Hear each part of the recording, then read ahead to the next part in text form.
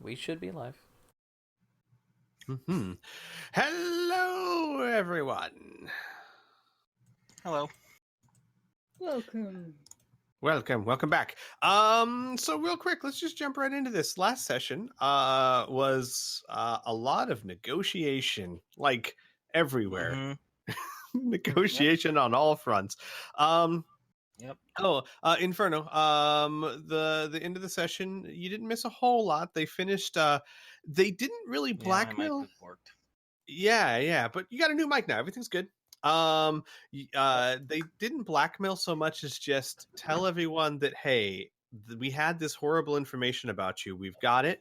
We're just destroying it, and just wanted to let you know in Minus case you the feel druggie. generous. Yeah, basically. Yeah, I was there for them providing drugs to what's his nuts. So. Oh, okay. Oh yeah. So and then the last person actually, similar concept. You guys still have no idea what that picture meant to the senator. Neither did he. It didn't matter because he was so grateful that you did that for him that he actually gave you a decent amount of funds. I believe 7 million clicks as a thank you for such a thing. You guys handled that fairly well. You made no enemies, which is a really good thing. And then give me a second here.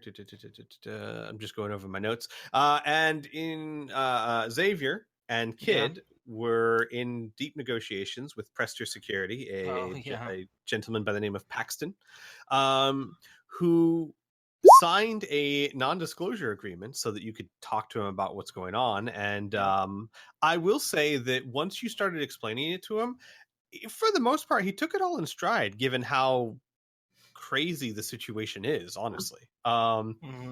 You guys you're still negotiating terms, but the gist of it is that you are paying for a 10% of 20,000 for a retaining fee of a force of 200 troops and a small assault frigate, under the idea that you don't plan to start using them, but you want them around in case you need them. Yep, back up. Mm-hmm. You had also asked, is it okay if you outfit his men if you felt that's necessary? To which he replied, that would be up to the men themselves, but as long as they're comfortable using it, he doesn't see why not. Like generally, they're not very picky. That we were in the middle of negotiations with Paxton. What else do we have to negotiate? That's actually wrap that up. Yeah, exactly. Same here. I'm thinking about it. I thought there was something. I can't think of anything at the moment. I think you guys pretty much covered everything. I gave out at that point. Yeah, I could do a bit more stuff with the drug dealer, but generally it should go smoothly.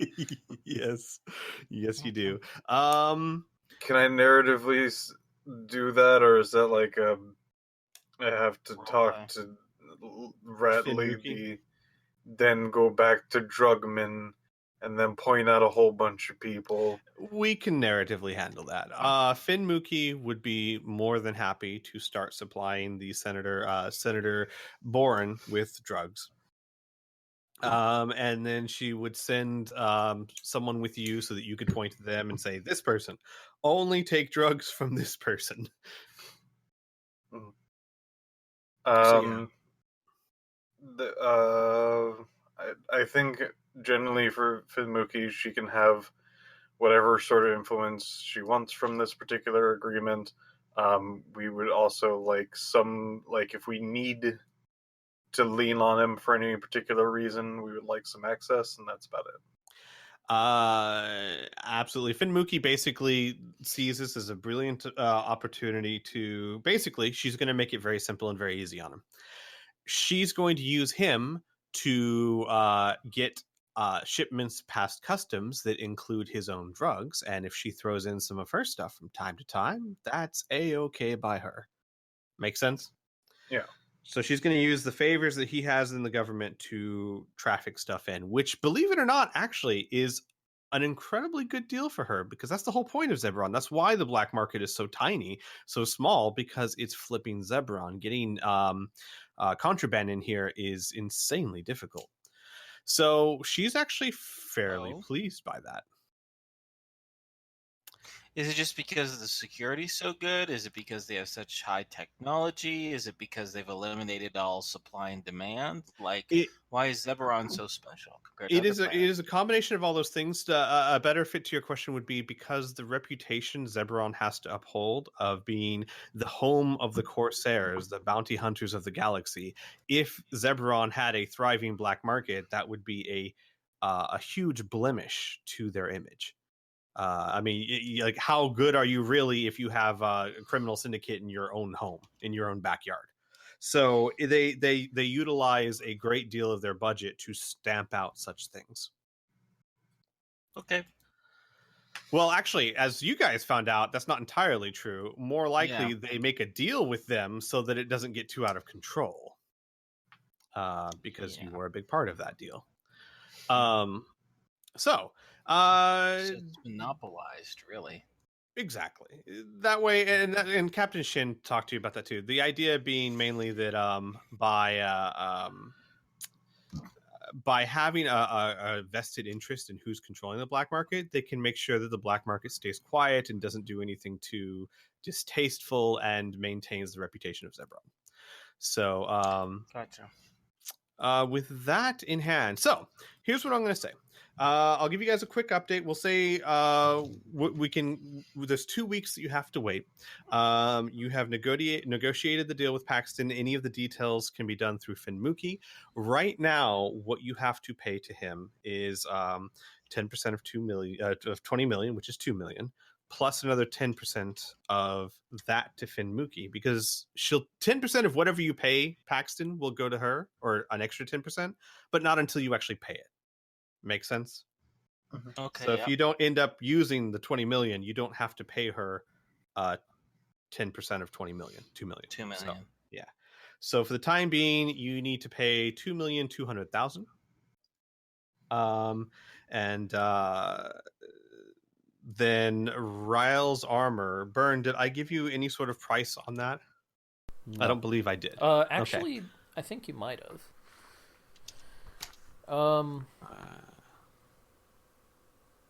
2 million for 400 MD. We already deducted that. Okay, good. So I have that in my notes. I just didn't think I told you. Good, perfect. All right. And then then one other thing. Over the course of the next week, Cathor would get with the group and he would say, when dealing with the entrance to the ship, because he was going to be working on a way to choose whether or not you access your pocket dimension or you access the interior of the ship itself.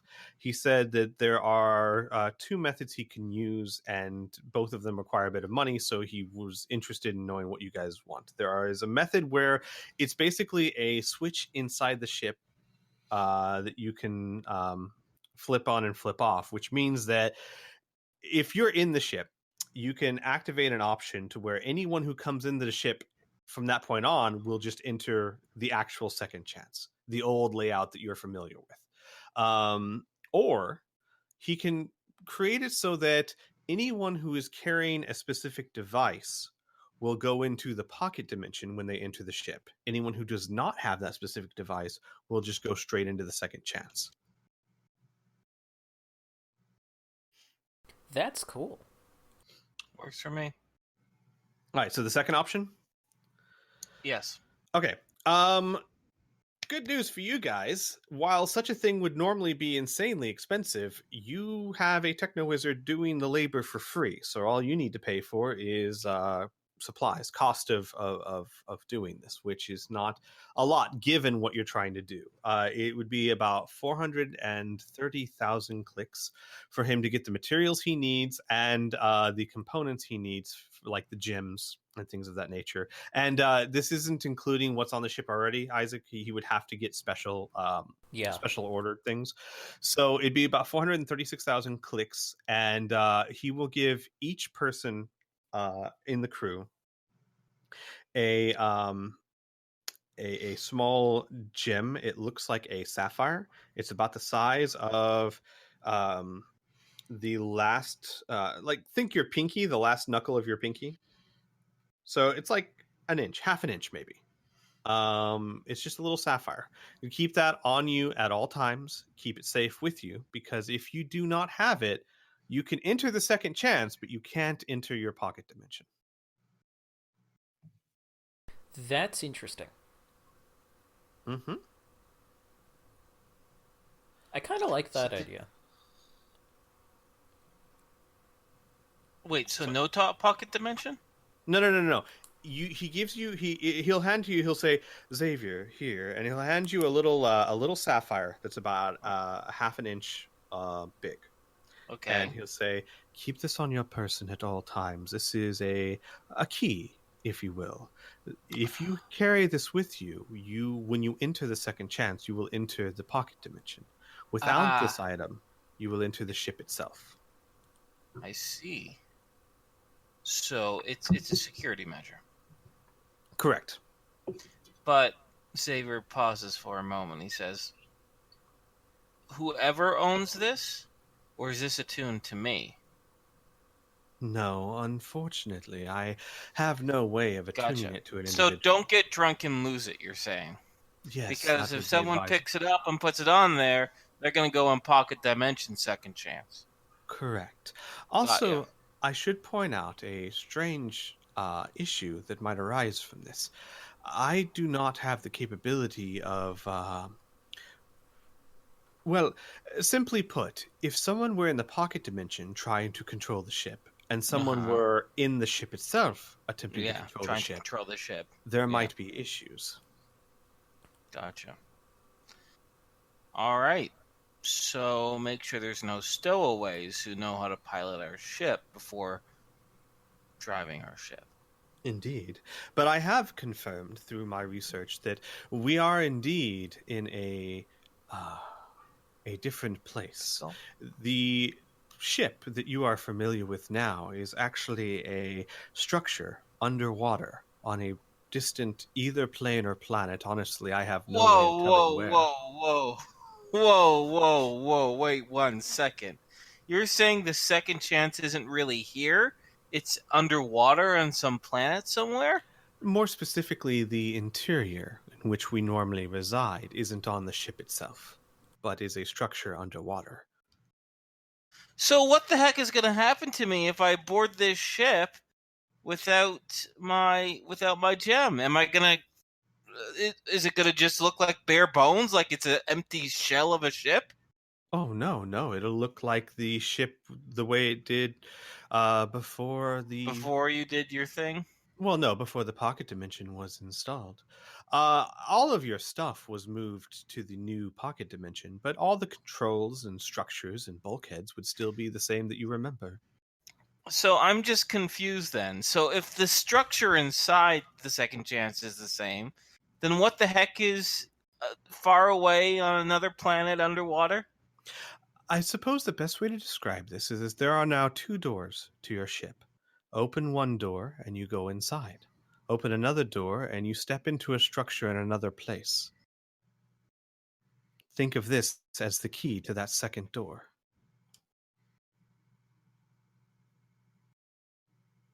Oh, I see. You're saying where the pocket dimension lies is somewhere else, obviously. It's another dimension. It's another space. Correct. Okay. Wait. One last question, since we're talking about security and stuff. All right. So we have a key to this special pocket dimension, right? That's underwater on another planet. It's really big. Can't be seen. Blah, blah, blah, blah, blah. Yes. The underwater part terrifies me. Is there any chance there could be a breach or something else swims down and eats through and gets into our dimension? Like, can other people get into it somehow that live on this planet in La La Land? Well, point of fact, Xavier, have you been to the upstairs lavatory lately? Yeah, I thought I was having a dream, but wasn't it? It looked like there was a window or tear to freaking Candyland? No, not Candyland.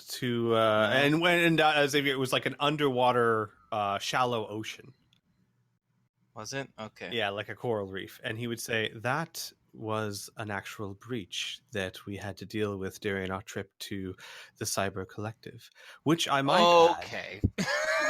Which you might add.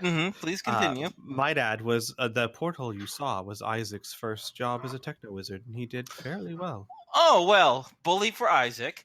But, the more you're telling me this, the more I'm thinking, what's wrong with a good old-fashioned ship? The good old-fashioned second chance that had all of its interior in one place and we didn't have to worry about breaches from underwater, etc., etc. If this continues to be a problem, we might have to get rid of this whole pocket dimension thing. Because I wouldn't like to be sleeping in my comfy bed, then to find out it's a waterbed and a shark is eating my leg. Well, I can allay some of your fears. Oh, great. Please, lie away. The structure itself is magical in nature. It is very difficult for anything to damage the outside of it. The breach in which we are referring to was actually caused from damage on the inside of the ship. I believe your little friend had some claw marks in the wall.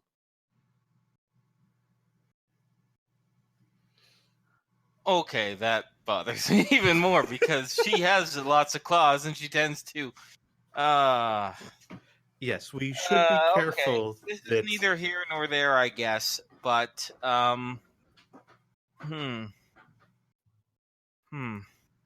Xavier ponders for a moment and he asks, "Could you make me another gem that?" Here's the thing. I would like the option to go to my regular, to the regular second chance. And if I have that option, I have to set down the gem somewhere, right? It can't be on my person. But if I set down the gem somewhere, then it's going to be outside the ship. Then how am I going to get it back? Like, you know what I mean? Like, yes, I you do can't see make the me a issue gem there. that like negates the other gem temporarily, and then I can just go on the regular ship. I don't know if that's possible, but there are a couple of things that we could do. We could perhaps make a small container that would block the, layman terms, the signal of the gem. We could even make a small compartment on the outside of the ship to store it. If you walk in there without the gem, you'll be fine. It's really up to you, your preference. Yeah. Okay, I like that. I want a button. I wanted the gem inside of a box that has a button. I press the button, it switches to the other thing. Like, could there be like a force field around it or something, and the button activates the force field? I know force fields. Like a light bulb or whatever. He points to Lucas. He's like, no, that could be doable. You house the gem in a mechanical structure that has an on-off switch, for lack of a better term. That I could do. Okay. Yes, I would like that. Because kids scratching the shit out of the walls and causing breaches makes me very nervous. Makes me super, super nervous. Yes. Though, to be completely transparent with everyone, you would have to exit the ship and then re-enter it. It is a portal on the... Oh, good. Okay. Then, yes, absolutely. I will get to work on it immediately. And that'll cost, that would be another, 20,000 clicks. It's basically just creating a small thing for each one to... And he can do that for everyone. So everyone, instead of a little gem, what you have is a little... it's not a box, because boxes are really hard to keep on one's person. It's bulky. Yeah, it's like... sure. We'll say it's like a wristwatch. A wristwatch that you can press the face of it to... either turn it on or off. And yes, I know, I'm sorry it was a while ago, but kid, you had a plus sign? Actually, that's kind of what I was going to suggest, because kid doesn't have pockets unless they have their jacket on them. So, but like the whole like... What about a collar for a kid? Thing. Sure. No. Oh, No. boy. No. Furthermore, fuck What you. about a collar for Lucas? So yeah, he can make it into like a bracelet. In fact, you know what? I'll tell you what, guys. If you throw in another 5,000 clicks, he can make it an actual watch that will tell Zebron time no matter where you are, so that it looks like it's a watch that you can then depress to change, so that people don't start wondering, "Hey, what's this around your wrist?" Oh, it's a watch. Sure. Xavier's going to posit another hypothetical problem here with this dimension that we should at least figure this out because we might be going into actual combat relatively soon. What about a boarding action? You said you had to be careful to make sure no one is at the controls. Well, we're at the controls inside our little dimension here, right? Mhm. What if the ship, the engines are damaged, and we're floating in space, and some crazy ass pirates or soldiers or whatever board the ship? There will be no way for us to get rid of them, right? Because we're going to be on one dimension while they're on our freaking ship. Correct. So the only thing I can think of is we still would have all the controls in the pocket dimension, obviously. I mean, um, we've been able to pilot it quite well without having to worry about G-forces, right?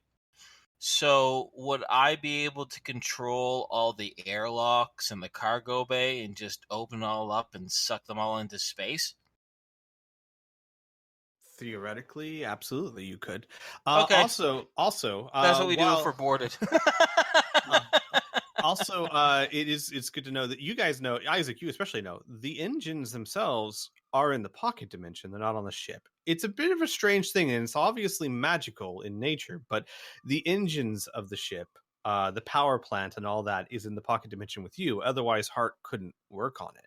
So if someone got inside your ship, they could mess with the controls, they could mess with the structure, they could mess with the weapons, etc., but they can't actually hurt the engines from the inside. Outside of the ship, the engines can take damage because the engines are literally in two places at once. But from the inside, like basically someone could not enter your ship and plant a bomb to blow up your engine. It doesn't work that way. They would walk into an empty engine room. Yeah. But, and this will probably be hard for some people to wrap their minds around, from the outside of the ship, the engines are still there. Yeah, that's real weird. But anyways, we could just have like a couple of people waiting for if we do get boarded as well. I will also note, because it has been quite some time, you guys also have quite a few security measures on the inside of your ship that you can turn on. Normally you have them off while you're on the ship because it's dangerous, but you won't technically be on the ship. Yeah. Okay, enough about talking about the pocket dimension. All my questions have been answered, and we have a way to make little boxes and whatnot. Is there anything else that we need to do before we set off on our journey to rescue Hart? I know there's... maybe we can get some questions answered, narratively speaking, if that's possible, Squee. Well, sure, absolutely. I do have a suggestion. Because this 39 mil, we have to run through it. We're not going to be able to keep it. Yeah, we have to. Well, Xavier gives a bit of a grin. We have to utilize it and rationalize that it's being used to save Hart. Yes, it doesn't mean we have to buy physical goods for the entire 39 million. There's lots that we can do with this. There's a whole lot of things that we can do with this. The most important part is to make sure we're 100% prepared for this, because we're going to be going into a very freaking dangerous situation. Then how about we get better shields? Yeah. You know what Xavier says? I'm going to go talk to Finn Mookie to make sure all the mercs that we hired are perfectly equipped. You go ahead and worry about the ship. the shields, the defenses, everything like that. I put it in your able hands because now apparently our baby second chance is now half magic, and since you're half magic, I'll leave it up to you now. Xavier says, just don't screw with the controls, like up, down, left, right, side to side shit, and I'll be okay. Okay. Also, just so that the group knows, as far as your offensive capabilities of the ship, so to speak, unless, of course, the players object to it, the 2 Corsairs that have been lent to you for this mission... they have their own ship. Well, yes and no. Their large ship is still being repaired, but what they do have and what they are going to be magnetically attaching to the second chance are their one-man fighters, the daggers, which are very advanced, fairly powerful ships for one-man fighters. So basically, wait, has this changed? Because I could have swore, when we talked to Admiral Chokes a lot, that Yes. he gave us a couple Corsairs and their ship. Now it's just a couple Corsairs and their fighter craft. Correct. Yes. So it's very, very possible I have not covered that. Their ship, well, they talked about it in the office. Their ship was actually just severely damaged, and the living part of the ship was killed. So the ship itself is just a shell, a hole, and it is being repaired. However, logistically speaking, 2 Corsairs would have a lot of trouble flying a ship that large and being effective with it. As in, they could fly it, but what are 2 people going to do when it comes to a combat? So they thought it would be far more effective to just bring their fighters that they could fly. Okay, that's fine. So all right. No big deal. That's fine. It's not that big of a deal. We've hired mercs in their ships and stuff, so it's not like we really needed the firepower. Although, okay, out of character and kind of like in character too, Xavier will confide in is that what good, with all due respect, what good are the Corsairs if one of them's drunk all the time with a guilt complex and the other one is, forgive me, can't move her fucking legs? I mean, so we pretty much have just a couple, and Xavier's going to talk to Isaac and Kid and I almost called him Cole for a second, and Lucas, and he's going to say, so really, I don't know about you guys, but I wouldn't put too much stock in these Corsairs.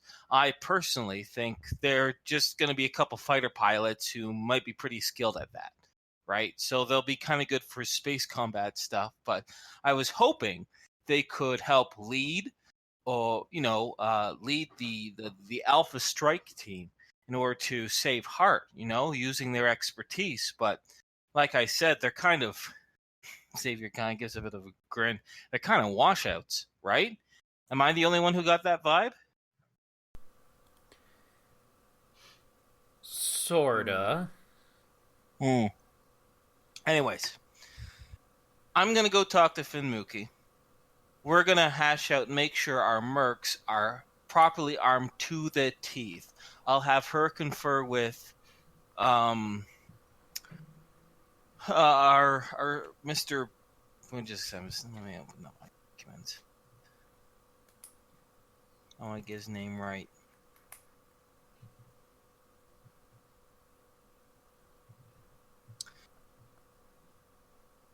Mr. Paxton. I'll have her talk with Mr. Paxton, or more specifically, Mr. Paxton's men, to see if there's anything they might need for this job, and I'll make sure she gets it.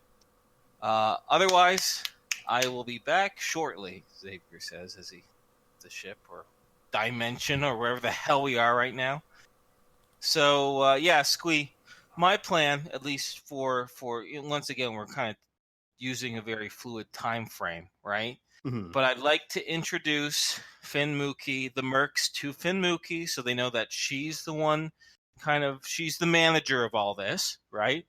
I'm like the general manager, and she's like the vice president, right?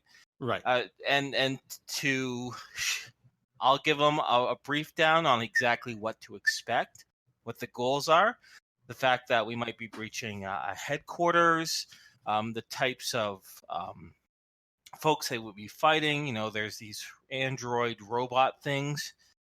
And if they require anything, any supplies at all, regardless of how specific it might be, to let her know. She'll come up with a list. She'll give that to me, and I'll make sure you get it. Okay. I will say first they are already aware, like they've been working with Finmuki. In fact, so I'd say a few days later, you would have, the next time you talked to Paxton, he would have displayed minor displeasure in who you had chosen to be. Too bad. Yeah. He would say, we've dealt with this woman before. We're not the biggest fan, but I signed a contract and I will sure hold did. to it. So they already have been working with Finmuki. All of that information is certainly relayed to them. In addition, because you wanted to make sure that they were armed to the teeth, they actually are very well armed. The troop is it's 200 people total. About 10% of them fly the frigate, or the crew for the frigate, but the rest are ground troops if needed. The majority of them come in heavy power armor. I can give you all the little details, but basically they come in heavy combat power armor that has basically each suit has around 100 MDC. They come with a variety of weapons from heavy to normal to plasma to lasers.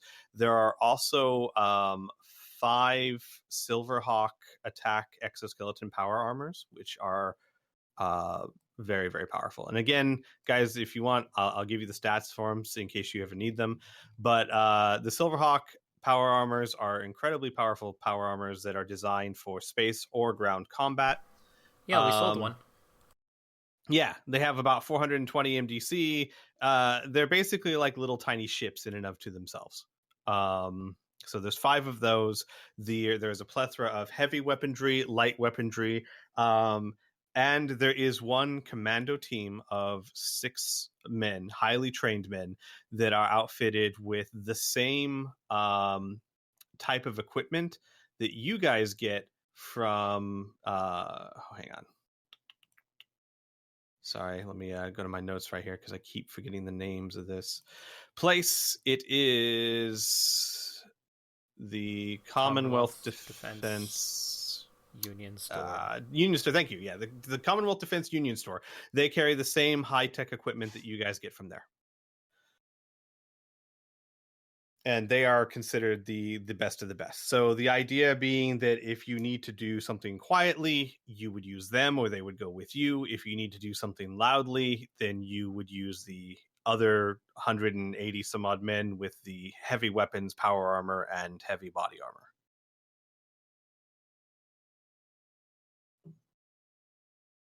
Is that acceptable? Is there any other requests or accommodations that should be discussed when it comes to them? I think that seems fine. They're pretty geared to the teeth. Piff, Inferno, Kid? With them having good armor, is that like a... Well, is there any other things that you think they should have, or questions about the Force itself? Just any other information you would like to know or denote. Okay. Let's see.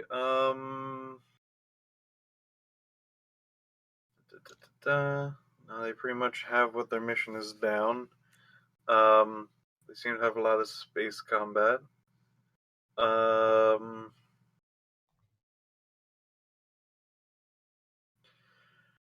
I guess not. Oh, and I almost forgot. The actual ship itself, the light frigate that's going with you, is. Give me a second. I will make a copy of these and give it to you later. But it is a it is a Scimitar class light patrol ship. To give you the basic stats, it is a frigate combat patrol ship. The crew is around 200 people. You can fit more people, but that's typically what it runs. It's, a main body of 5,000 SDC, a bridge of 2,000 SDC. It's a bit bigger than your ship. The size is 80 feet high, 140 feet wide, 500 feet long. So it's about 2 to 3 times the size of your ship. And it is armed very heavily. Like, its guns do like 2d6 times 100 MDC.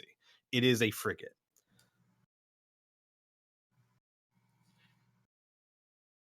Yeah. All right. I think we may have lost Inferno. No, I'm here. Oh, hi. Did you have any other questions or anything in regards to the force being sent with you? Nope. All right. Perfecto.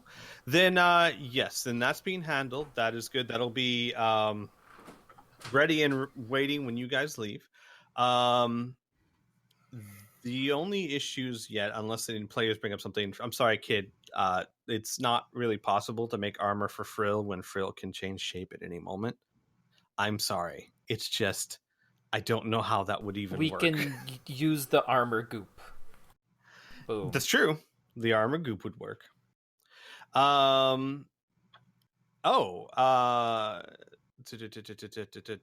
Yes. Cathor would also let you know that the electronic dart device that you got from the vault should theoretically work on cybers as well. In fact, might be a very effective a tool against them. Yeah.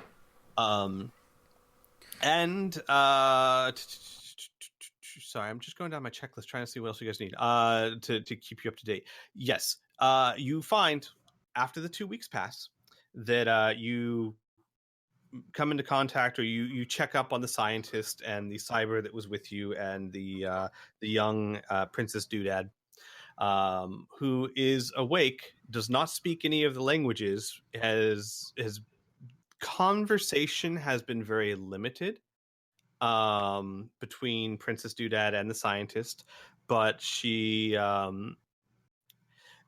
for all intents and purposes, what they can tell, she has amnesia, or at least is not talking about her past experiences. Again, it's difficult to tell. The language is not like anything anyone's ever heard around here. That aside, they were able to get the genetic information they needed from Princess Doodad and from the cyber unit that came back with you to create a cure. So they present to you in about just under 2 weeks, about 2 days earlier than expected. They present to you their devised cure. However, the complication with the cure is what they can do is they can provide genetic material that they have replicated. They can provide the method to be used. However, it is not as simple as take this elixir and call me in the morning. It will literally require genetic therapy in the cybers, which means they will have to undergo operation to have their genetics enhanced in the one biological organ that they possess. Now, what they have provided for you, because that's an unrealistic, you can't bring all the cybers back here to have surgery. What they have provided for you is genetic material for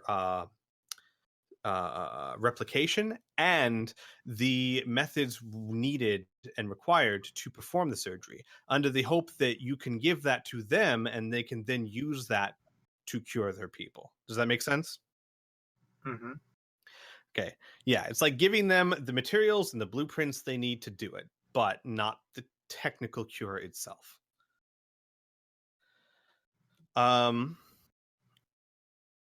Two questions, or one question about two issues that you as a group should decide, because they will be asking you and they will be unsure themselves.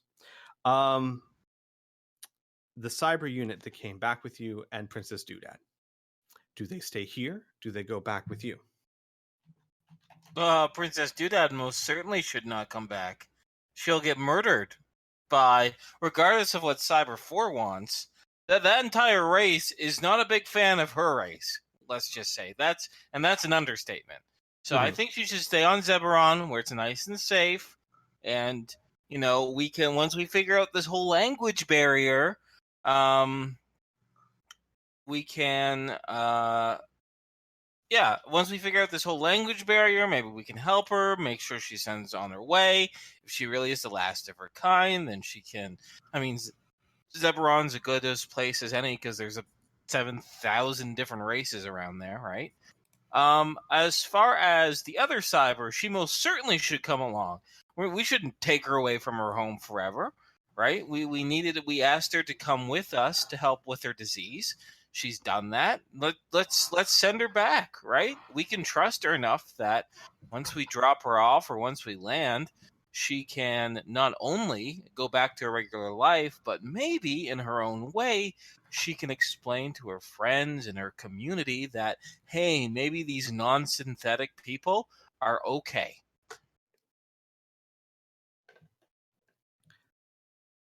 It sounds good to me. Any objections from the players or counter arguments? Nope. Okay. So then Princess Doodad will stay here to continue receiving medical attention and hopefully work on the language barrier. The 4X102, the cyber that came with you, will return with you. She is more than fine with that. She was very unsure, should I stay here? Do I go back? She obviously, when you tell her that you would like her to go back with you, it seems relieved because for many of the reasons Xavier said, it's her home. So she will be returning with you. And I'm going to just briefly cover there is one more issue of a logistics thing of how to get all of the people through the temporal gate without leaving a large footnote, because you guys don't want everyone to know how to get to the Cyber Collective. However, you already kind of handled that by making friends with the politician that can handle favors. He can very easily kind of sweep your use of the temporal gate under the rug, governmentally speaking. Why don't we just do that? So, yeah, it could have been a serious issue. However, due to decisions that you guys have made as a group, you also have drugs. An ally in the government. Also drugs. And drugs. That's true. And drugs. So, that said, the only thing that really needs to be decided is, are you taking Charlotte and Wansuk with you? Yeah. Otherwise, it would just be. I would have saved Admiral Hagen for nothing. And I could. Well, yeah, Xavier could. Well, yeah, Xavier says they're kind of washed out, but it doesn't mean they have absolutely no use. So, yeah. Take them along. Yep. Okay. I'm good with taking them along. There's also a couple of things before we continue on, because we've been flying through shit. Sure. We still have damaged engines and a damaged ship. I would like to repair that using money. We have approximately 133 MD missing. During the 2 weeks, could we have done that? Yes. Hang on. Let me look up the repair rates for the ship. While I do that, also, do you guys need to re-outfit or resupply the ship? I don't know what your current missiles or things of that nature are. We've had no missiles for nearly a year in real life. So yeah, because we don't have anything that's compatible with them, right? Well, no, your ship can have, I believe it has long-range missile launchers. Yeah, it does. Yeah, but are the missiles on Zeberon, are they at all compatible with the missiles from our time in space? It's a good question. They need a little bit of altering, but it's something that any shipyard could do for you. The interesting thing about... let's fucking missile this up. Yeah. The interesting thing about Zeberon is that technology hit a bit of a plateau, which means that while it is advanced in some ways, in a lot of other ways, especially in munitions, it's not that much more advanced than when you came from. So they use a lot of the same systems. A couple of bit of tweaking, rehousing the missile so that it fits into your exact size missile tube. But let me pull up the missile list and just add 10% to that price for the modifications, and you'll be good to go. So, speaking of that, give me a second. I have those right here.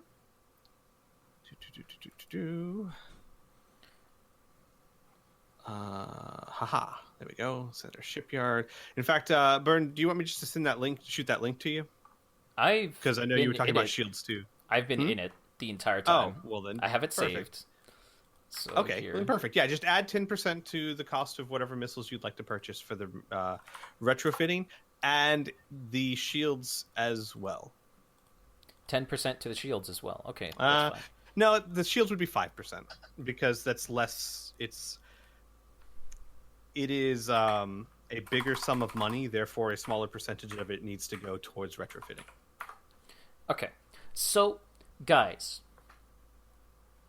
would we be okay with spending about 17 million credits on tripling the size of our shields? I mean, Yep. I'm down.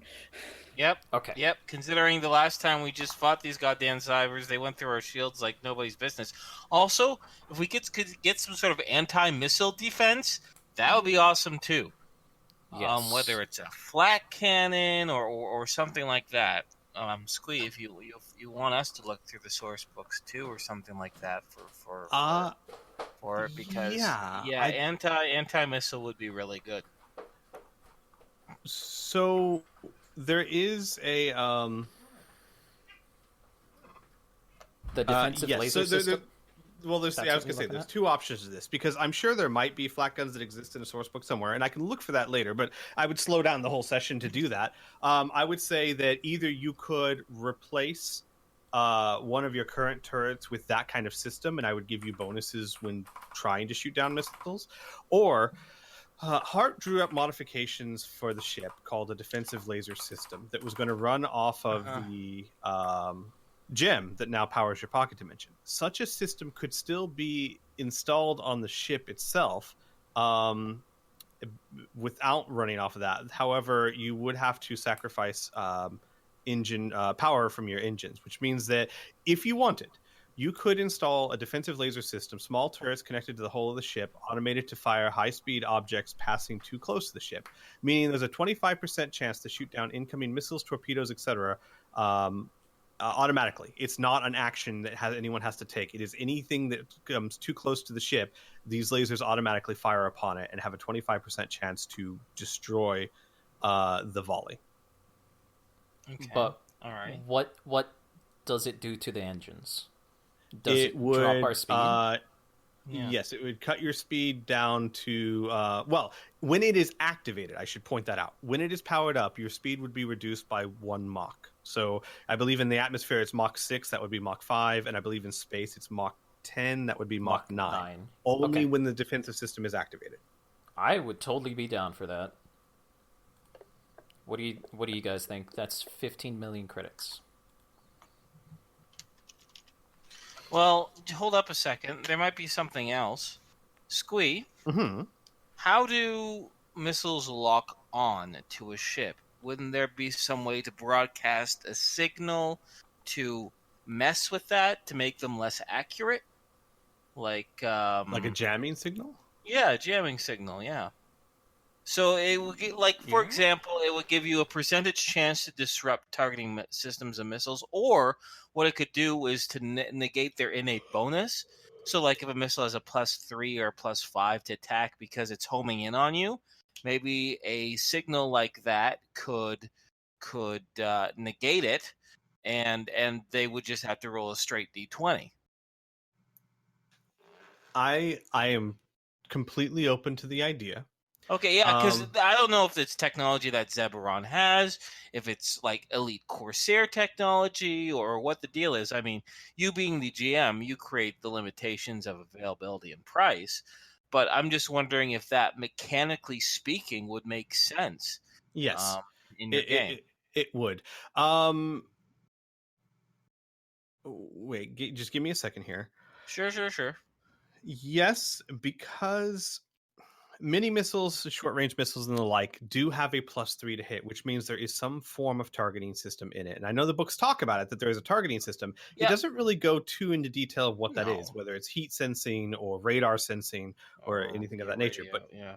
But either way, there has got to be something that the missile, some sort of signal the missile sends out to detect stuff. Otherwise, it couldn't track you at all. Yep. It's a So sensor. it would exactly a sensor of some kind, and thus it would make sense that yes, it might be possible to jam the sensor. So, and now, by the way, too, it wouldn't have maybe even this wouldn't get rid of its bonus completely. Maybe it would give them a -1 or a -2 to hit or something like that, but something to give us a significant advantage being shot to shit by missiles. Yes. So my thought would be, and tell me as players what you think of this. My thought would be a Okay. fair way to go about this would be, if you have someone running the tactical board, as in sitting in the captain's chair like last time, they normally control who changes the shields, things of that nature. They could also, when a missile volley is launched at you, they could spin an action, much like a someone on a turret could, to attempt to jam the missiles. I'd have to figure out. But by how then that you would works. have already rolled the dice, right?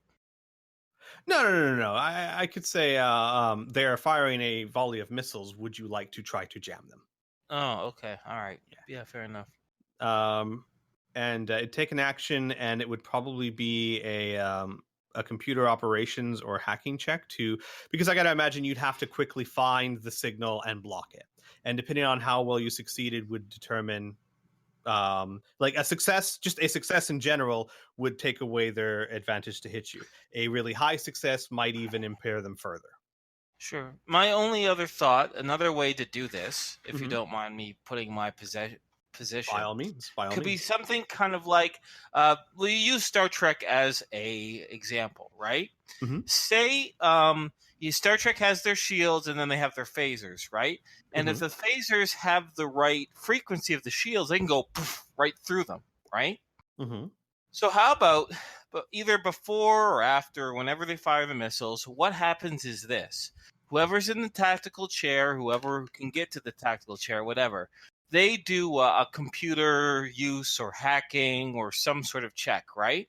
And then the other side, the person who's firing the weapons on the ship, who's controlling the missile trajectory system, also makes a computer hacking or use check. You know what I mean? And it's an opposed check to see who's better at it. Who's better at getting the right trajectory and aiming the missiles, and who's better at beaming out the signal, right?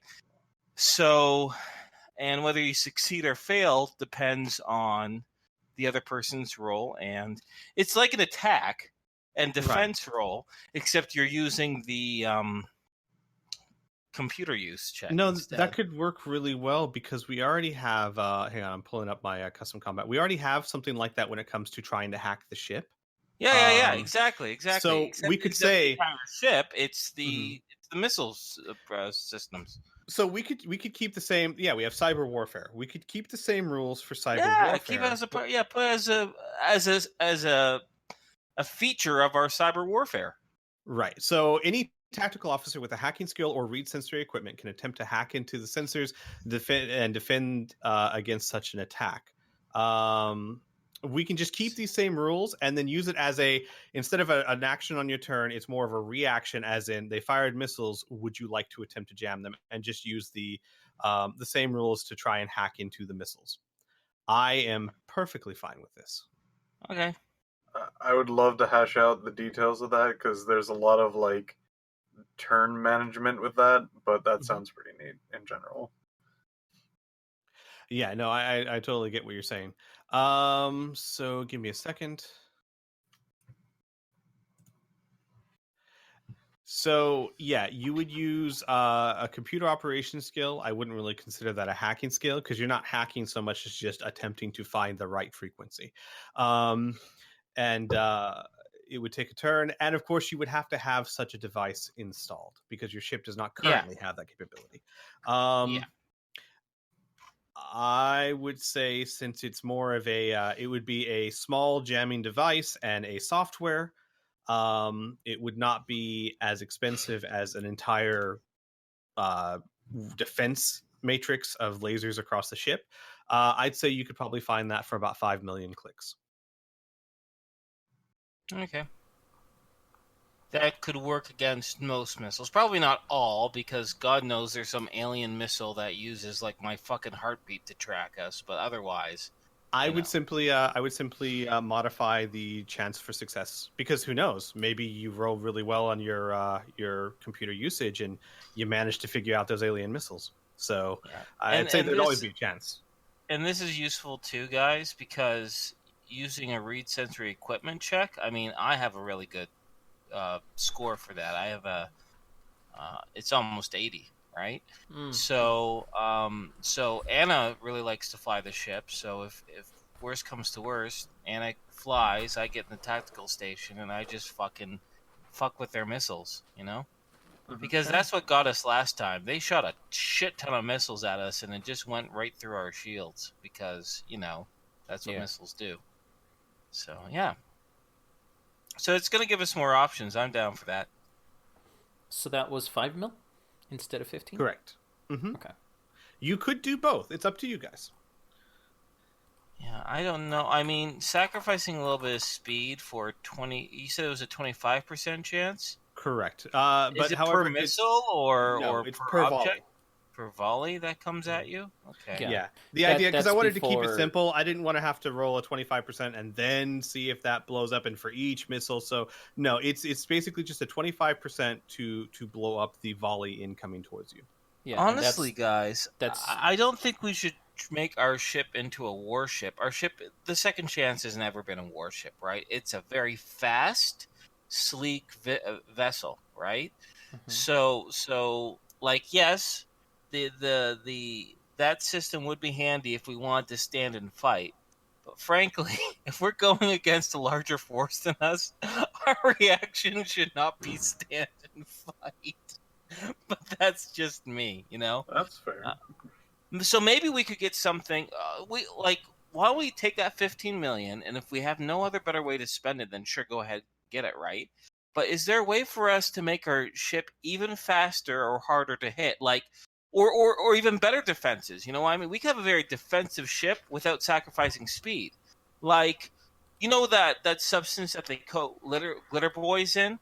That highly reflective substance that can, you know, mess with lasers and only do half laser damage. Could we get something like that, Squee? Like, make the Second Chance a big, glittering, perfectly polished type of ship and help us resist a laser attack.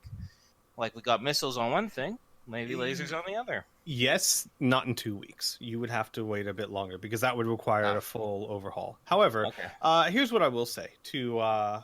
honestly, a lot of these modifications could be done. Secondary engines, engines that are smaller engines that achieve 50% of normal sublight thrust or increase the max speed by 50% when paired with the main engines. It could make you faster when it comes to sublight travel, not obviously not faster than light speed. Yeah. See, the problem that we have is the engines that we see in the center shipyards. The only upgrades are your light speed per hour, or your light year per hour. There's no sublight upgrades, at least listed. One that might actually appeal to you very much, given what you were talking about, maneuvering jets. Small jets on the outside of the ship, facing multiple directions, that increase. Normally, and you remember from the last time, if you take evasive maneuvers, which is a pilot check at minus 20%, you can add a -3 to everyone to hit. With these jets, you negate that 20% penalty is gone, and it's a -5 to hit instead of a -3. Yep. It allows the ship to be much more maneuverable when I like that. Okay. I like that a lot. I like that too. All right. And secondary engines. Yeah, I was going to say that the same rules would apply. Trying to think here. How much would it be to just get another engine and just have the secondary, the extra engine, the power source, the nuclear generator, Yeah, well, you just get kick on an for extra these. nuclear generator. Yeah. It wouldn't be that expensive, honestly. Yeah, I nuke would gens say, are dime a dozen now. yeah. So I'd say if you wanted the maneuvering jets, like 8.2 million clicks. Just add 0.2. So what is that? 200,000? No. Yeah. Yeah, 200,000. 200,000. All right. What about the secondary engines? The secondary engines are going to be far more complicated. That was something that Hart would be able to do. Someone roll me a D100. This is basically is there someone skilled enough to do this? No. Unfortunately, you could show the designs to a few people and they'd be like, that ain't going to work, buddy. That's going to tear your ship apart. All right, that's fine. Then how much would that extra nuclear power generator be? That was the 0.2. Oh, that was the point too? Mm-hmm. Oh, okay. So 200,000 for a nuclear generator, and then 8 million for the maneuvering jets. Then after everything, let's see. We have 7,745,000. Do we want to get better armors and stuff? I know I was looking at some other armors and such. What about you guys? I don't know. You mean like personal armor? Yes. Yeah, I'm pretty good. I still have my light armor with a really nice rechargeable force field. So I'm good with what, Xavier needs, right? Okay. So I'm good in regards to that. No. But I mean, if you need to get something for yourself or NPCs that are going along with us, then all the better. I'm thinking of getting the super heavy MDC armor, which is 150 MDC. Oh, nuts! We still. How much money do we have left? Probably like a ton, right? 7,745,000. Yeah. There you go. What about you guys?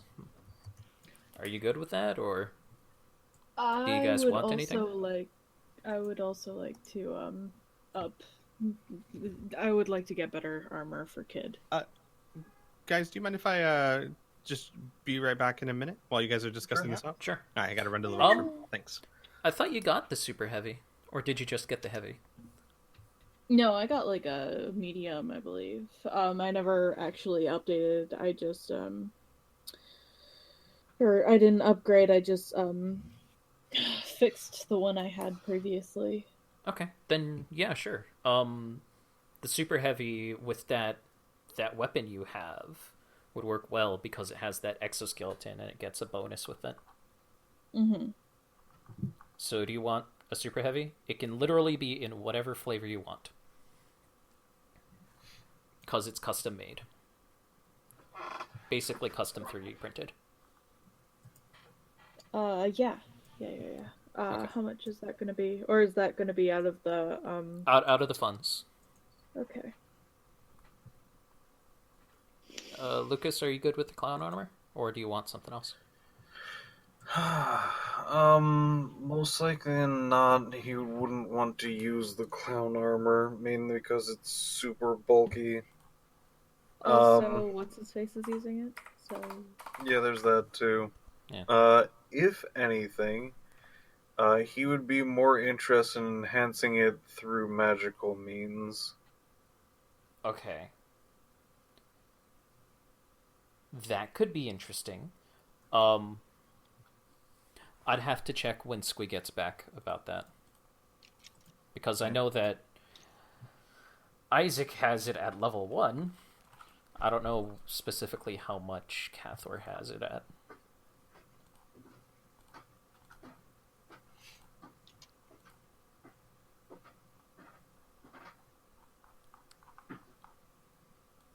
If you even just got the spell, Armor of Ithin or Invincibility.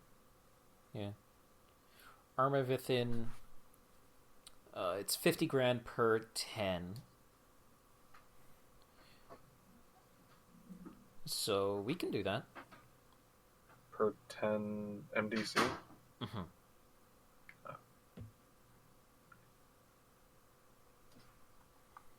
And then I would still need to pump magic into it to activate it, if I remember Yes, correctly. 10 PPE. So it's just the spell. Yeah, it's just literally the spell on a set of armor.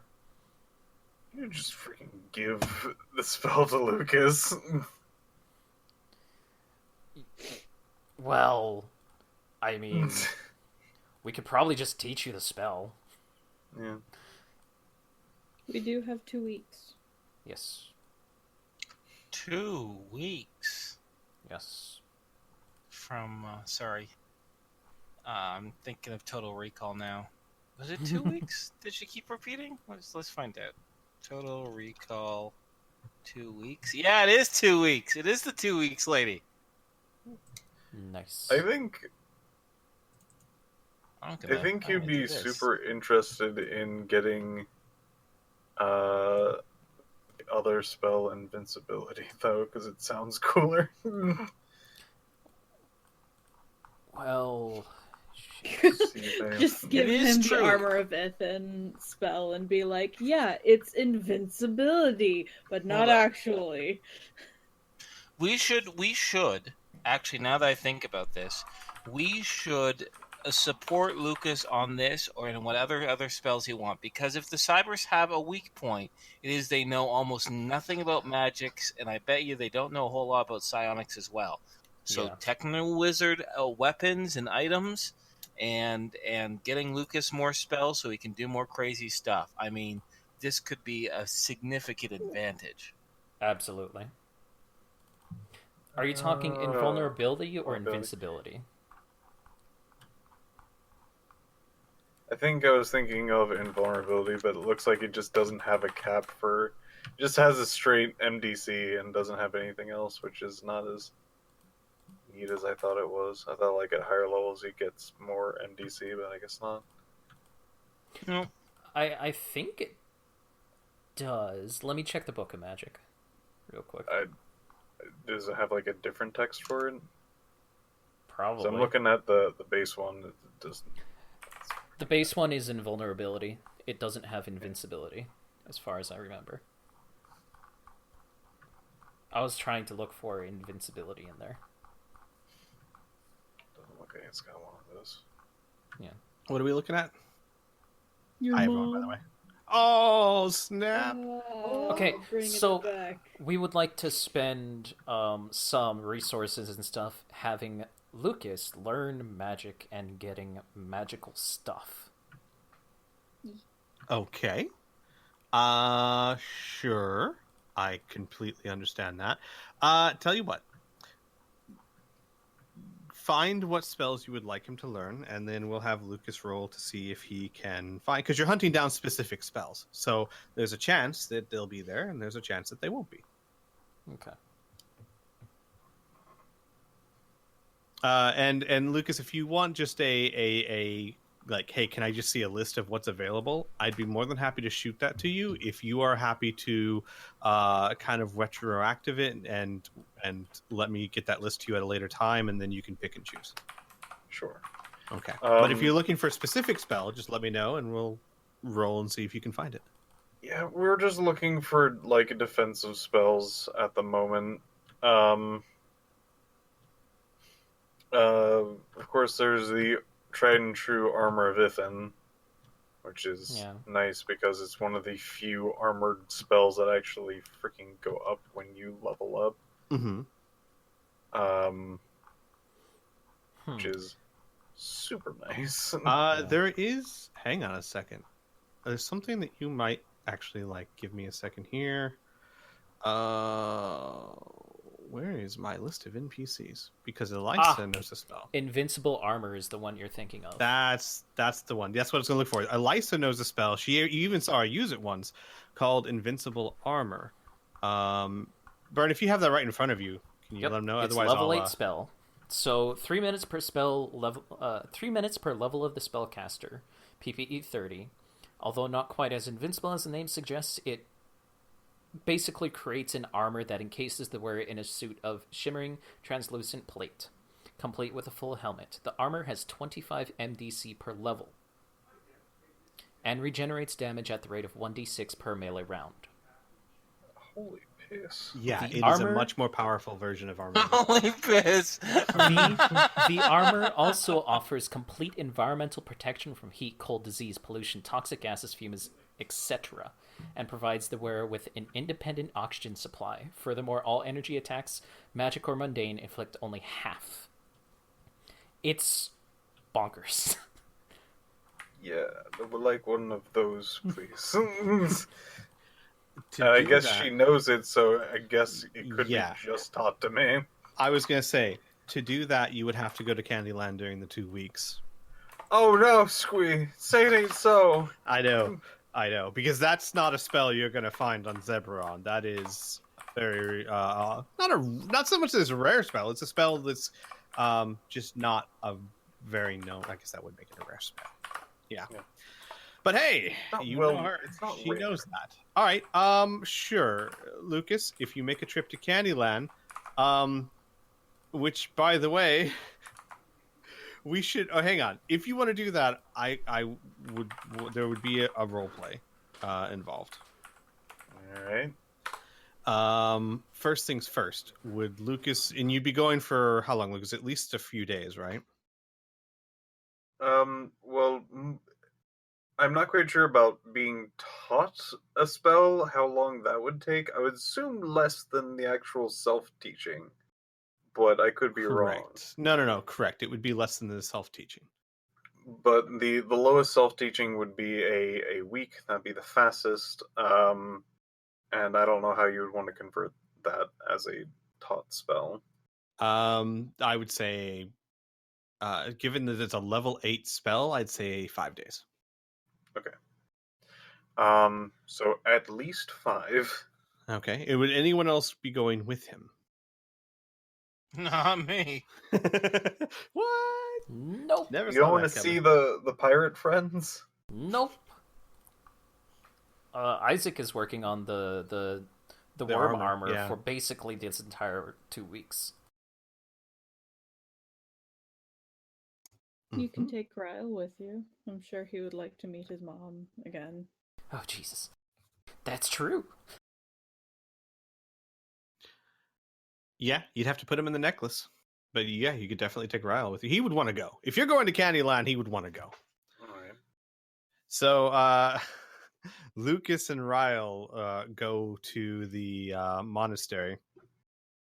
You would be welcomed by the monks, as with last time. You would be brought in, and you would see Elisa and Sarah and the kids, really the teenagers, there. Sarah is apparently hard at work teaching them to read. Elisa will see you and she'll nod, and Sarah will jump up and she'll go, Lucas, how was it? Is Cyber 6 okay? As far as we can tell, he is, as probably we speak, being kind of like rejuvenated and woken up and things like that. He's on his way to recovery. Bad news is, I think they're going to try to do he's been captured. Oh God. What? Yeah, no, it's very complicated, and we're working on it. One of the reasons why I'm here, is actually I kind of need to get prepared for, a bit of a showdown. Okay. Okay. What do you need me to do? So it looks like we're going to be doing sort of a sneaky ops sort of thing, and if that doesn't work, we're going to have to use probably guns to get to where we need to go. Lift the people that are taken. There's more than one, by the way. Fun fact. Lift them. We'll bring them back to the ship and get out. Hopefully, that'll go smoothly.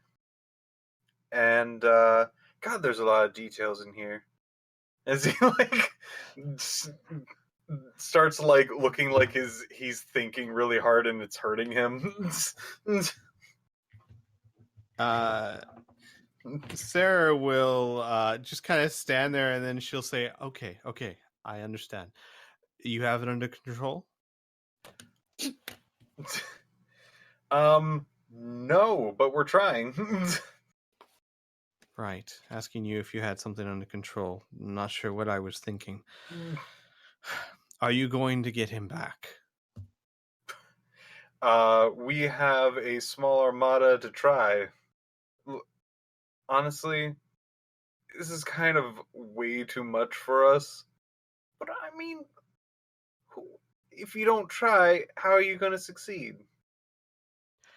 I seem to recall more than one situation that was way too much for you and you somehow managed, including finding a card cheater that wasn't supposed to be able to be found. True. But have you seen one of those nice blue-looking suns? Pretty big one of those. Yes. Think about that wearing armor, and the thing that the armor thing is basically full of people, and that's what we're against.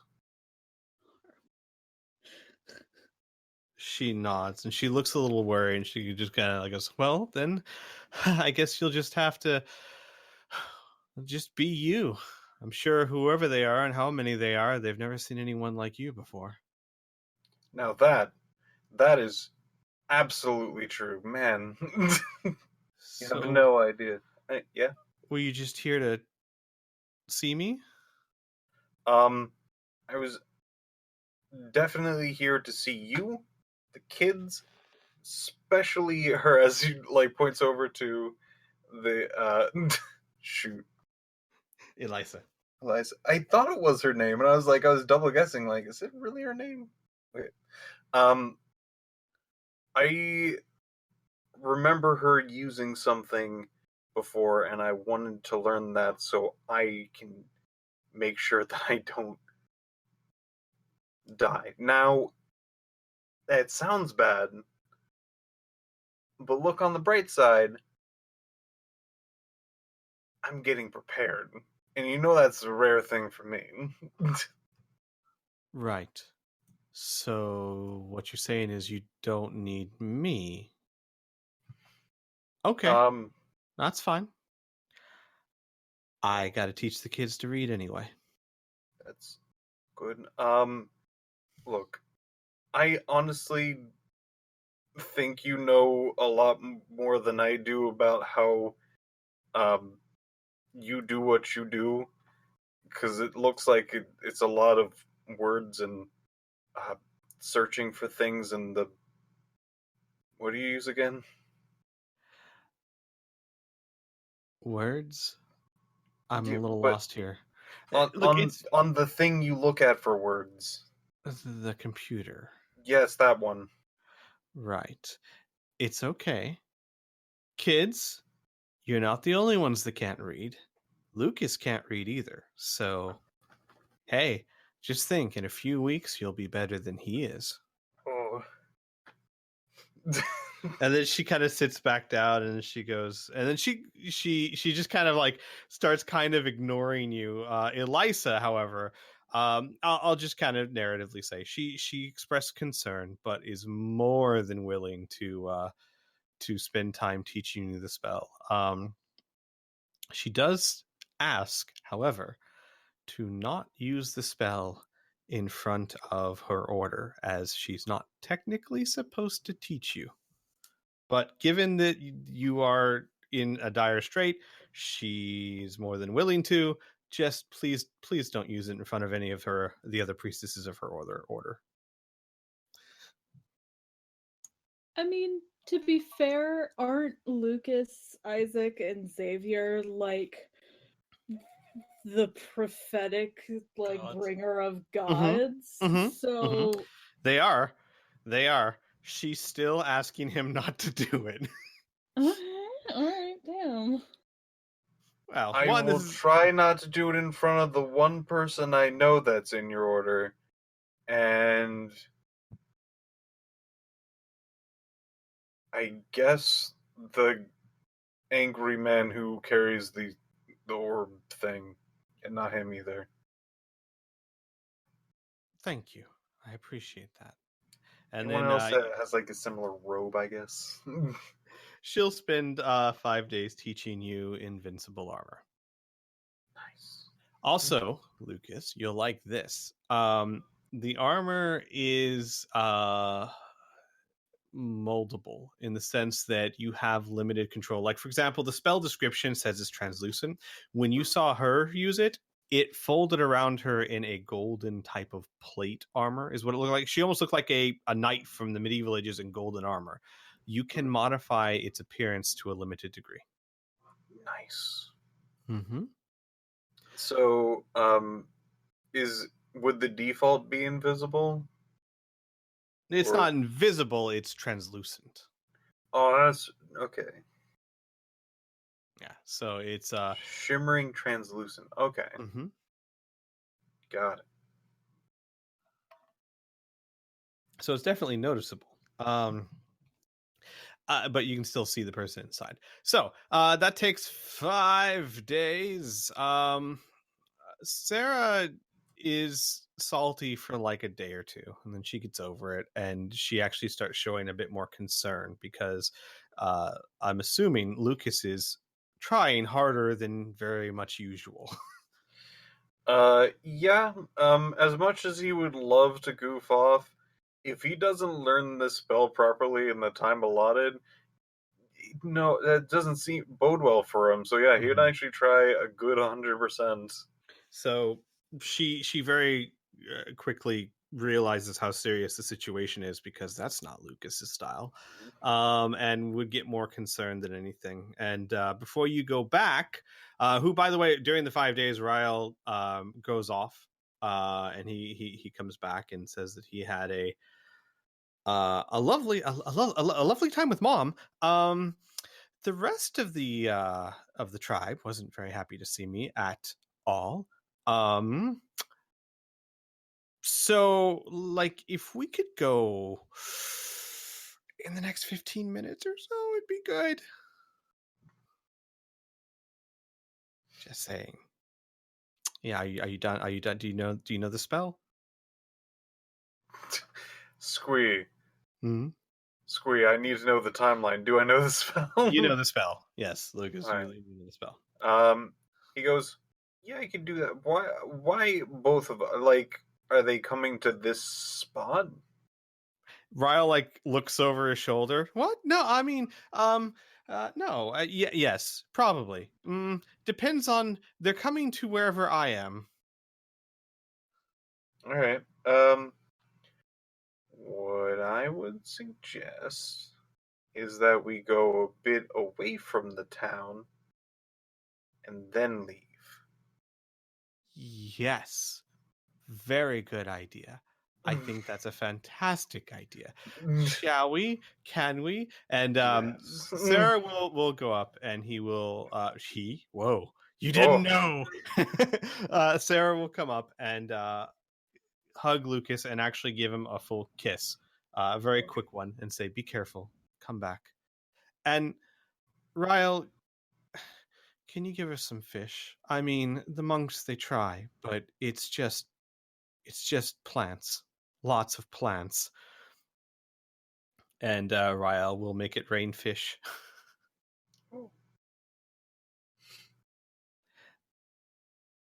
And with that, again, she tells Lucas, "Be careful and come back."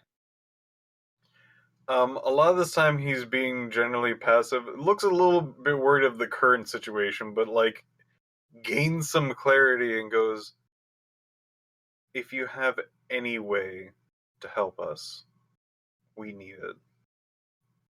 I mean, unless you need someone who's good at managing radio traffic and signals, I don't know how I could be much help. I'm an operator. That's what I do. No, we can use one of those. Really? Oh yeah, we got like a thing installed. It's pretty neat. Oh, well then, okay, sure. Uh, of course I'll help. He looks over to Elisa. You good with looking after the kids? Yes, I think I can take over their lessons. Lucas nods a bit. All right. All right, Ryle, we need to go. Ryle's like, mm-hmm. Tut tut. And he goes off at full speed, which, by the way, you and Sarah have to hold on to one of his antenna because he goes at around 100 miles an hour when he's really booking. And you don't have Elisa's spell this time to reduce the wind. Rappers. You mean rappers. It's actually a lot more pleasant than sand. Yeah. You guys make your way from the city. Ryle goes back in the necklace. You and Sarah come back. And presto, everyone, Sarah comes back with Lucas, and Lucas knows a new spell. Woo! So yeah, we got like you said you did something with Signal Biz. We got a Signal Biz installed as much as I heard. Anyone want to tell her how the thing works? I gotta go not listen to that as it leaves. What kind of signal biz? I don't know what he's talking about. I said that if you needed anyone who's good at handling radio traffic and relaying messages, I'm good at that. That's what I do. I don't know what he's referring to. I mean, we've pretty much got an army that we have to coordinate. He might be talking about that. Yeah. You want me to say out of character? Or you... Yes, no, out of please. character, I know. I don't know out of character. He's talking about the tactical position. Oh. She's really good at signals.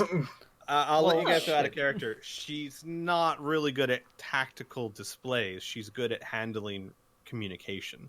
That's two different skills, really. She could do it, but she wouldn't really be any better at it than most of you that have computer operation.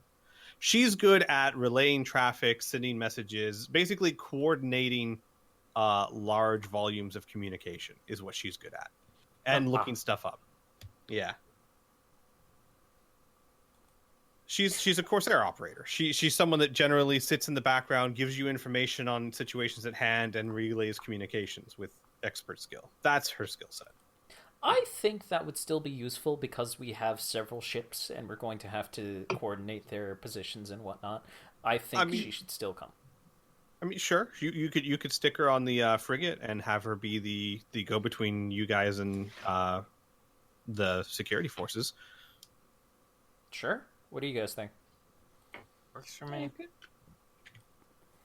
Okay, so are we good to get going? Is there anything else that we need to think about grabbing? Do we want to get more missiles or whatnot, or do we want to just go? I am eager to do something. Yes. I will say, as usual, if you guys decide over the course of the week that if you got something, you wanted to grab missiles and whatnot, as long as you are not, as always, in a situation where you immediately need missiles, yes, I'm fine retroactive things. Hey. But Squee, my character wouldn't forget missiles. My character wouldn't forget a lockpick set. What are you talking about? All right. Yeah. So that rule is fine. If you guys want to move on and handle it out of session, I am more than fine with that. I would love to handle this out of session, but I do want to point down we still got a broken antenna. Can we fix that? Oh shit! I wanted to mention that 2 hours ago, but then I fucking forgot. Yeah, we gotta fix our antenna. Without a doubt, we gotta fix that shit. Yeah, I wasn't able to fix it, so... Someone roll me a D100, choose high or low. Hi. Right? You got low. No.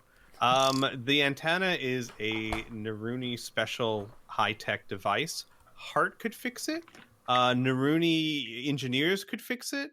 No one that you can find in the Zebron shipyards has the capability to fix that. Okay, can we get a new... Well, we don't need to have the exact sensor system then.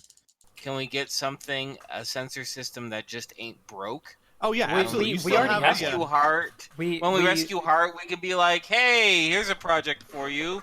Gives original broken antenna. We yes, already have. Maybe this will be a good excuse for us to get this fucking unicorn horn off of our ship. We already have a primary sensor systems. The unicorn horn was just a secondary. It was the flashlight in the darkness. Basically, think of it is if your regular radar system is like a beacon, that horn was a highly narrowed, high-powered beam of radar. Okay. Can we just take off the unicorn then until it gets fixed? Sure, absolutely. Yeah, You and have Isaac just a could broken definitely ass. do that. Yeah, I can do We that. just have a broken ass. Yeah, Isaac. Yeah. Yeah. Now we just have like a fucking little stump on the front of our ship. And be Yeah, you have like a we're little like, black spot. What the hell's that? And then we can get another paint job. Maybe silvery. Reflect lasers. It's true. So it's like unicorn in Legend before it was cut off and after it was cut off. But yes, How more we than have fine. fallen from grace. So everyone, I think, is pretty good to go, right? We can handle most things out of session. The antenna is removed. Isaac could do that easily. Isaac, the armor for Rael is done, fitted, good to go. It is not something that he would wear constantly, obviously, and you are going to have to take up some cargo space to store it. Yeah. But it is ready, and it has a place for 7 people. I'm sorry, 6 people comfortably. But you could pack more people in there to ride him. Fancy. Makes sense. Oh, also, I know, Kid, you were talking about maybe getting super heavy armor. You actually did not have super heavy armor. You were wielding one of the power weapons because you're hella strong. We got her one anyways. Okay, perfect. And we can figure out the design and whatnot later. But yeah, that's fine. Yeah. But right. how many NBC 150. is 150, and it increases your physical strength score to 20. Not hers. Not hers. Not kids. Okay. Yeah. Kid's strength is way beyond what that exoskeleton would do. In fact, Kid, you can get the armor without the exoskeleton. It'll be a little less bulky in the same MDC. That sounds fantastic. Yeah. Unless it's giving me 20 supernatural strength, No. I don't give a shit. No, it's not. Will it reduce the prowl penalty because of the exoskeleton to like No. 30? No, unfortunately not, because the armor in and of itself is Still bulky. the exoskeleton. Yeah, the exoskeleton isn't really the hindrance; it's the armor itself that's the hindrance. Okay, that's fair. All right. So we can say move forward to the day. We'll say like it's been 2 weeks and a day, and you guys are ready to go back. You have a scheduled time of 2 hours. Yeah. Everyone's getting ready to go. Everyone's preparing. Oh, by the way, I should also note that and it's again, you can handle this out of session where you want it. The 2 daggers from Charlotte and Wansuk will be magnetically attached to the outside of the second chance. The hull, so that it's not taking up cargo. Well, wouldn't fit in there anyway. These ships are fairly large, but so that they can just ride on the wing and then get to them when they need to. The day you guys got 2 hours. Everyone's loading up. You make like a final inspection. You meet the team. You find out that Paxton himself. You see him in a jet black uniform. His tail highly it's actually brushed and kind of tied down, so it's not fluffy, it's kind of tied together. And he meets you at the frigate, and you find out that he is actually going to be commanding the mission as far as where his men are concerned. Really? That's interesting. Okay. He says, Well, I wouldn't leave a job like this to anyone else. Oh, good to see that you are hands-on as well. Xavier, wait, out of character. Let's just make sure we're all on the same page as far as the plan goes before we start talking to NPCs. So this is what I was imagining. We have the cure, right? We have the cure, right, Squee? Yes, you have the means for the cure. Yes. Yeah, we have the means for the cure. So, what we would do is we'd head back to Cyber Planet, right? what we would do is we would navigate ourselves to a sector that isn't Cyber 4's sector. We make contact with another cyber leader. We explain to them what the situation is. That we're from Zeberon. We made first contact with their species, and our friends, Cyber 6 and Heart, were kidnapped by one of their leaders, Cyber 4, one of their council members, right? Cyber 4. He has ransomed them. He's ransoming them for a cure, but we have no idea. We can't really believe that he's actually going to give us our friends back. We're appealing to them. We understand they have a disease problem. We have a cure for them. We will happily give it to them, but we need some assistance in getting our friend back in one piece. Now, depending on what they will or will not do in that circumstance, right, we might have to go to Plan B. And Plan B is using the core coordinates. We land our strike team, our Alpha Strike mercenaries, our Corsairs, and us. We land in that HQ. We bust them up. We rescue Heart and Cyber 6. We get the fuck out of there. And we have a lot of ships on our tail. That's when we go with Plan C, which is our big ass, our more mercs. You know what I mean? Our additional mercs, and they can help us fight and get the hell out of there. Does that sound right to anybody?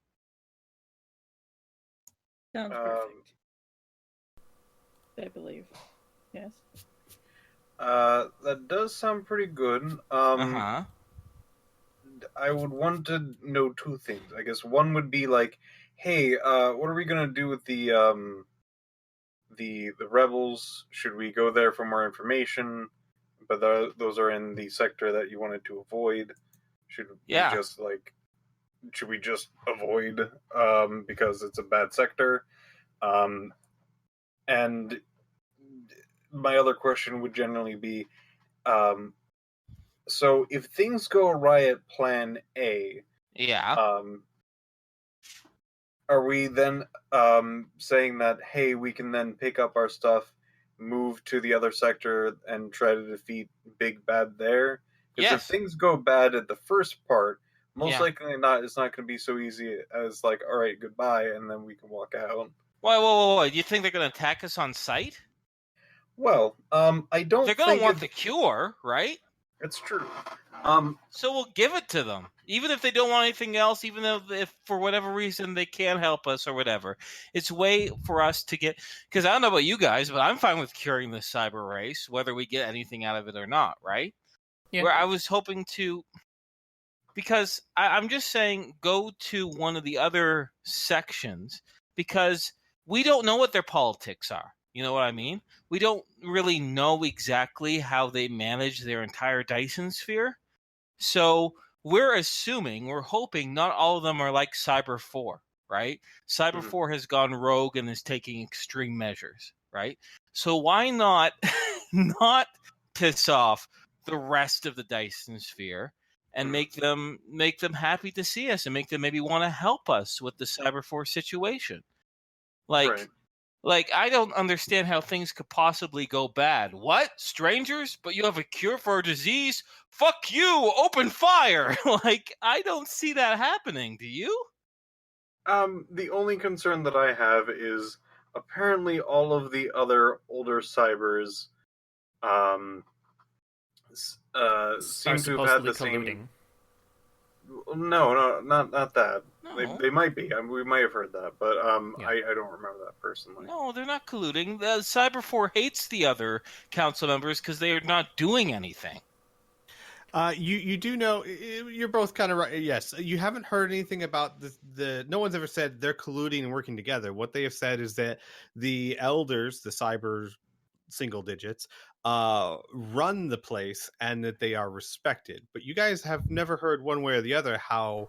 I could have sworn as we were leaving, the resistance said that they were all together in this decision. or No, something what along they- those lines. Yeah, what they said is they all have a secret that they're hiding.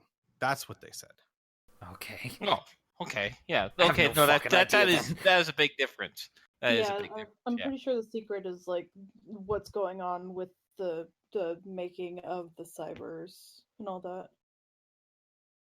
Yeah, sure. Or maybe they know that they didn't completely extinguish their creator race, or maybe they know the source of the disease. Who knows, right? It's not our problem. Not our problem.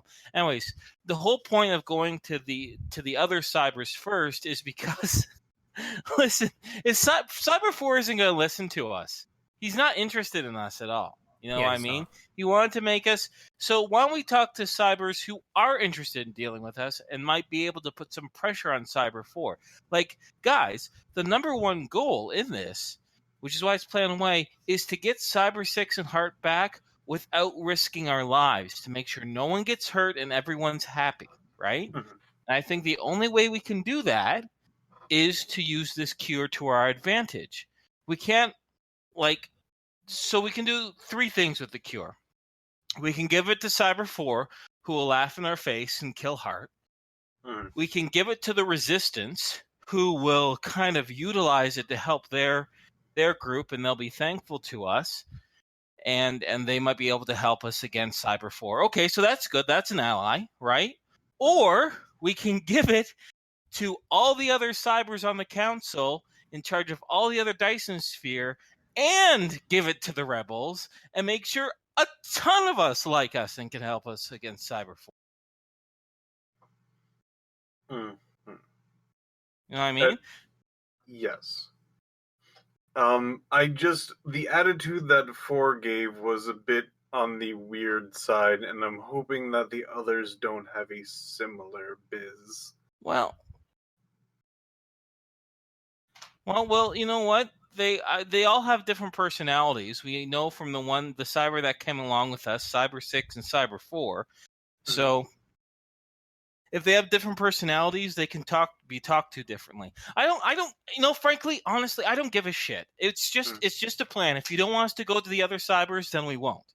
Oh no, I'm just more of just like, I would just want to make sure that we have like an out plan if things go like, to like basically like, oh, you have the cure, guns pointed, give us the cure, and no, we're not going to help you, sort of thing.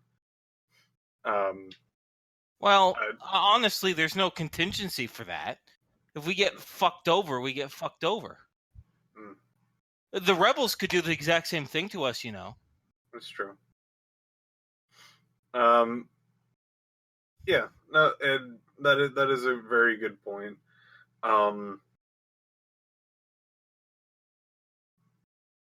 Yeah. Sure.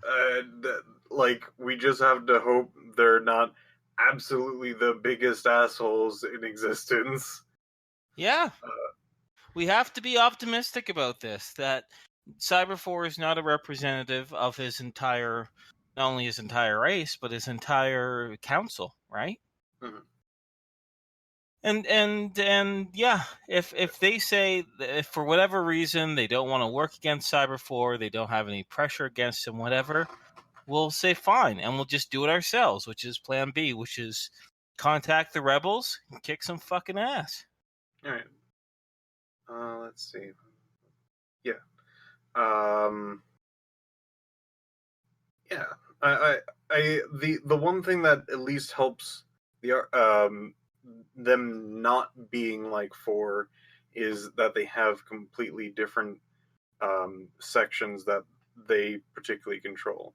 Not like they control each section as a group. They are technically a group, but they definitely seem to be divided between the different areas, that they have their own space. So they might actually have some differing opinions between each other, instead of just kind of going like, this entire place is controlled by the council, and it's like one group.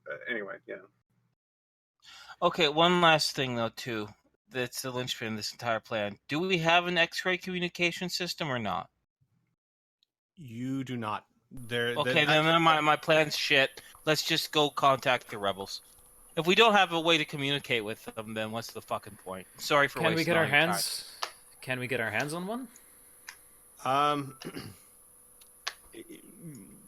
Tell you what.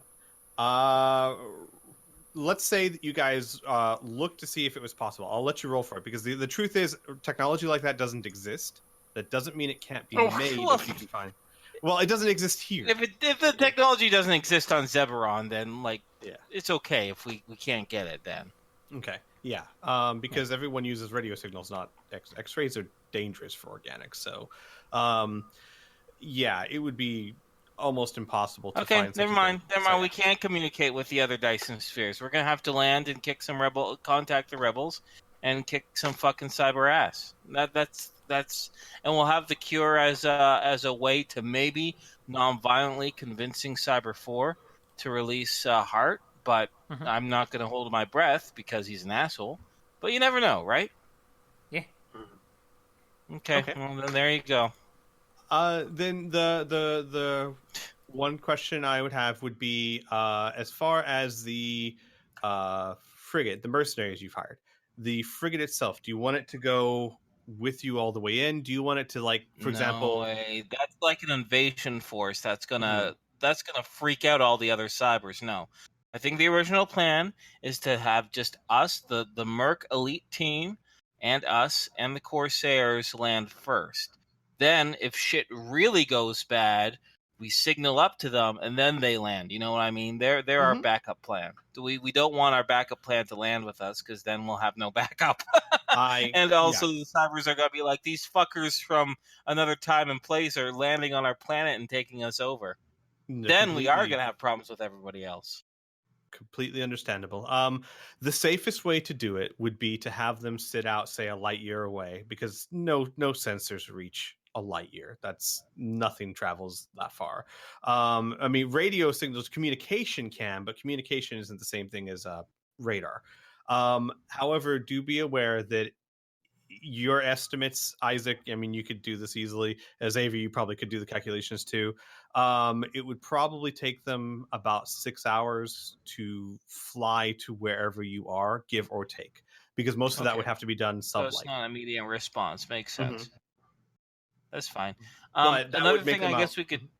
One thing we could do is when we land on the planet in contact with the rebels, maybe they can get us in touch with other council members, and then maybe that way we can kind of talk with them and see if they're going to be like Cyber 4 or not, right? But out of curiosity, when you guys first arrived, they sent you an X-ray which exploded the antenna, and that was it, right? You didn't make contact with anybody else. Morse code. They managed to do it through Morse code, actually. Lucas. Yeah. Also, as we were leaving, the rebels do have the radio waves, so they know how to contact us that way. The rebels, fortunately, actually use radio waves to talk to each other because no one picks up radio waves. Squeed, did you see my Skype message at all? Or I did. I'm still looking. I can't. I know it's in a book somewhere. I'll just deduct it after the session. Just don't worry about it. Yes, please. Yeah. I'll have to find it later. I know it's in a book somewhere, but I'll have to. We'll just say that the ship and the engines are repaired for now. Yes, because you have more than enough. That I'm sure. Yeah. Okay. So, all right. So yeah, we'll explain to Paxton what the plan is then. Okay. We're going to the small elite team's going to land first, make contact with the local rebels, and go from there. And 6 hours away to keep the backup mercs. Then his only question would be: do you want the highly trained team of 6 with you, or still with them? Oh, with us, of course. Okay, got it. Then all right, then the 2 Corsairs, of course, and the highly trained team of 6 will be there as well. The commander of the team of 6 is actually... Give me a second while I pull up my list of names here. Anyway, I'll get that for you in a second. I don't want to slow down the game while I do this.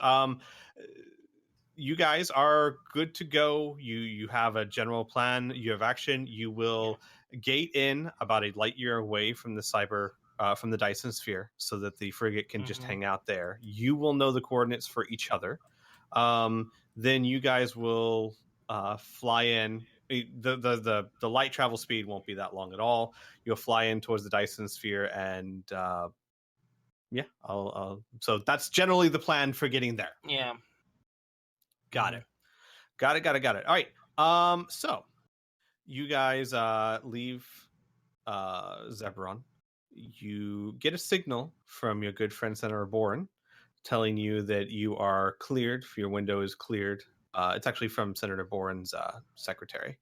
The window is cleared, and you guys make your way through the gate into the area of the Cyber Collective.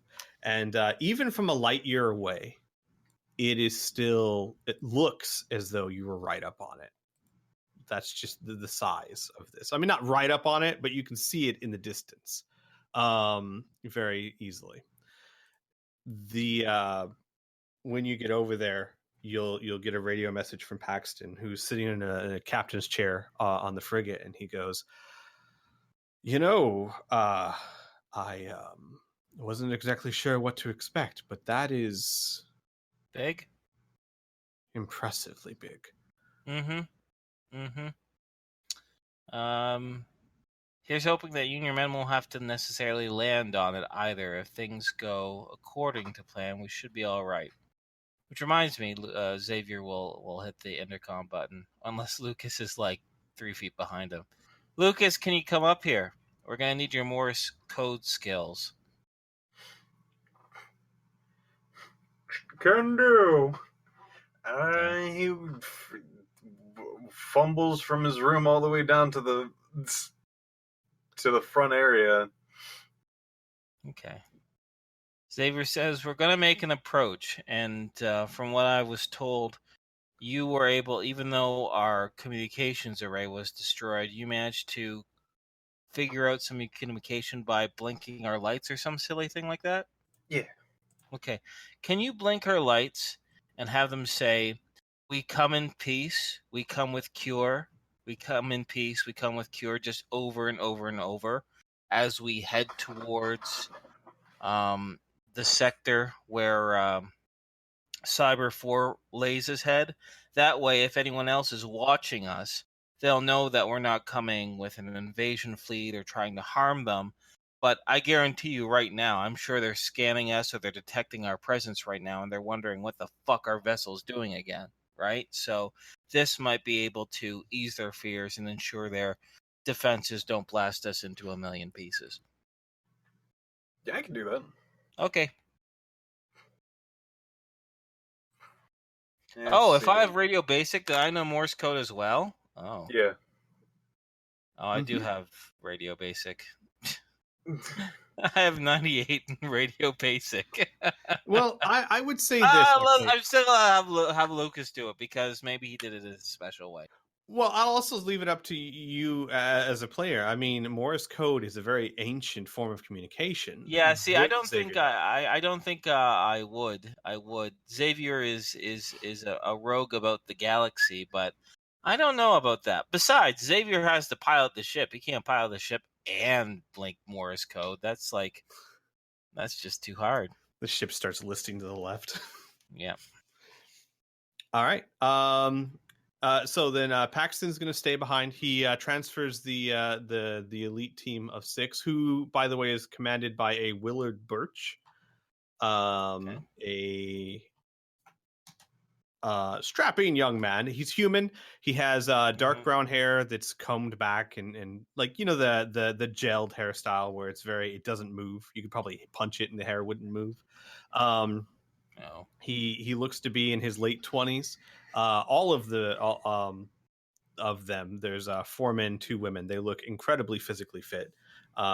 They are carrying their heavy armor with them. I'm sorry, they're actually wearing lighter armor. They have what you would consider like the medium type of body armor. And when they come on board the ship, Willard approaches the group and says, well, I gotta say, I've never been on a mission quite like this. Hopefully, it'll go by without a hitch, and you'll be able to tell all sorts of stories in every single bar in Zeberon. Sounds like a plan to me. We are under your orders for the time being. Of course, if you ask Turn us out to to do be something, crazy. Yeah, yeah. You'll Yes. refuse them. I get it. Okay. Well then, where should we stay until you need us? And then you guys have a huge ship. You can just tell them, give them quarters or however you'd want to do. It's going to be about a 6-hour trip in. So, and they'll deposit their gear and they'll be ready to go. I should also point out, I forgot to point this out when you guys were leaving. Charlotte and Wansuk meet you there. Charlotte actually leaves. Well, I can't say she leaves a better impression. That's really up to you guys. She Yeah. is definitely. Yeah, screw you. You like him now. No, she is definitely sober, more clear-eyed and hope so. clearer-headed. She is wearing 4 different pistols, 2 on her thighs and 2 in the small of her back. Wansuk is in a different type of wheelchair now. This one has much thicker wheels. The wheels themselves almost remind you of the rubber you'd see like on on the truck, actually, the van that you used to have in your cargo bay, or still do have, I think, in your cargo bay. Yeah. They look like much thicker and durable. They're both ready to go. They neither of them have body armor. They have, and you've seen this before on Corsairs, they're carrying Corsair body armor, the type that folds out around them, the very super high-tech stuff, including their weapons. So everything is on their belts. They aren't in uniform, though, which for obvious reasons, they don't want Corsairs to have any part of this. Yeah, so other than that, they're basically as well are just kind of waiting for your beck and call in case you need them or for whatever you do need them for. But Charlotte does apologize. She goes, sorry about the other night. I was in a bit of a self-pity moment there. Xavier shrugs and he says, as long as you have your mind on our particular mission, that's fine. Oh, I have it on your mission. Good. We are ready to do whatever we can to help you rescue your friends. Excellent. I'll be 6 hours before we get to the world itself. So if there's anything you want to go over, now's the perfect time. Yes. Can you not tell me where the alcohol is? I'd rather not have that temptation. Sure. In fact, just stay here on the bridge. Then you won't have anything to worry about. There ain't any booze here. Oh, that sounds like an excellent idea. And then she'll just walk over and sit in the upraised tactical chair.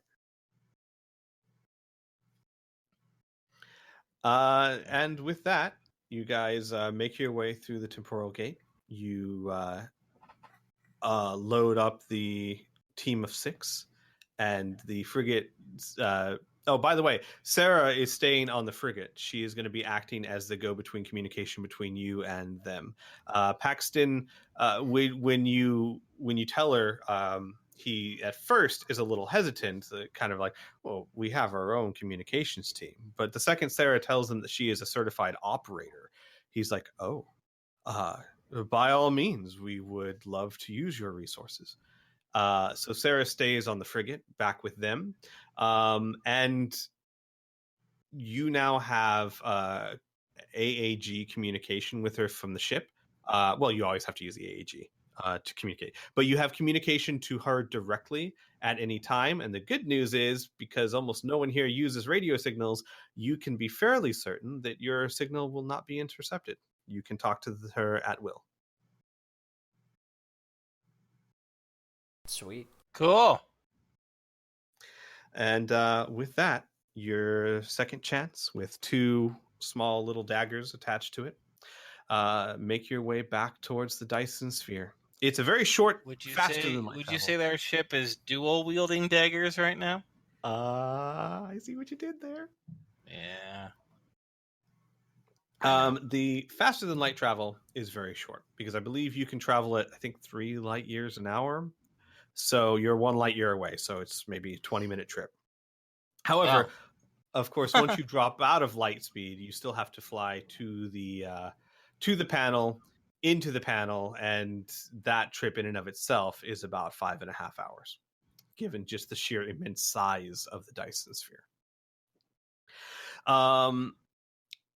You, is Lucas, you're flashing that Morse code signal? Oh, yeah. I'm getting into the rhythmic groove. Got it. Give me a second here. I'm just gonna. Okay. You don't notice any interaction of any kind. You do pass a few ships. However, you quite honestly have no way of communicating with them or even knowing if they are attempting to communicate with you because the technology for communication is so different. None of them accost you or try to stop you or prevent you from doing much of anything.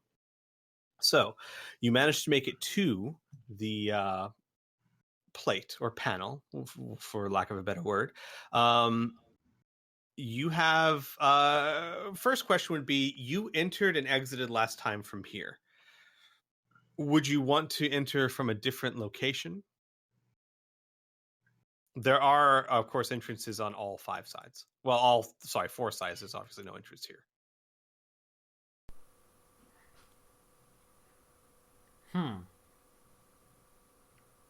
Maybe we should try a different entrance and try and get in touch with the rebels.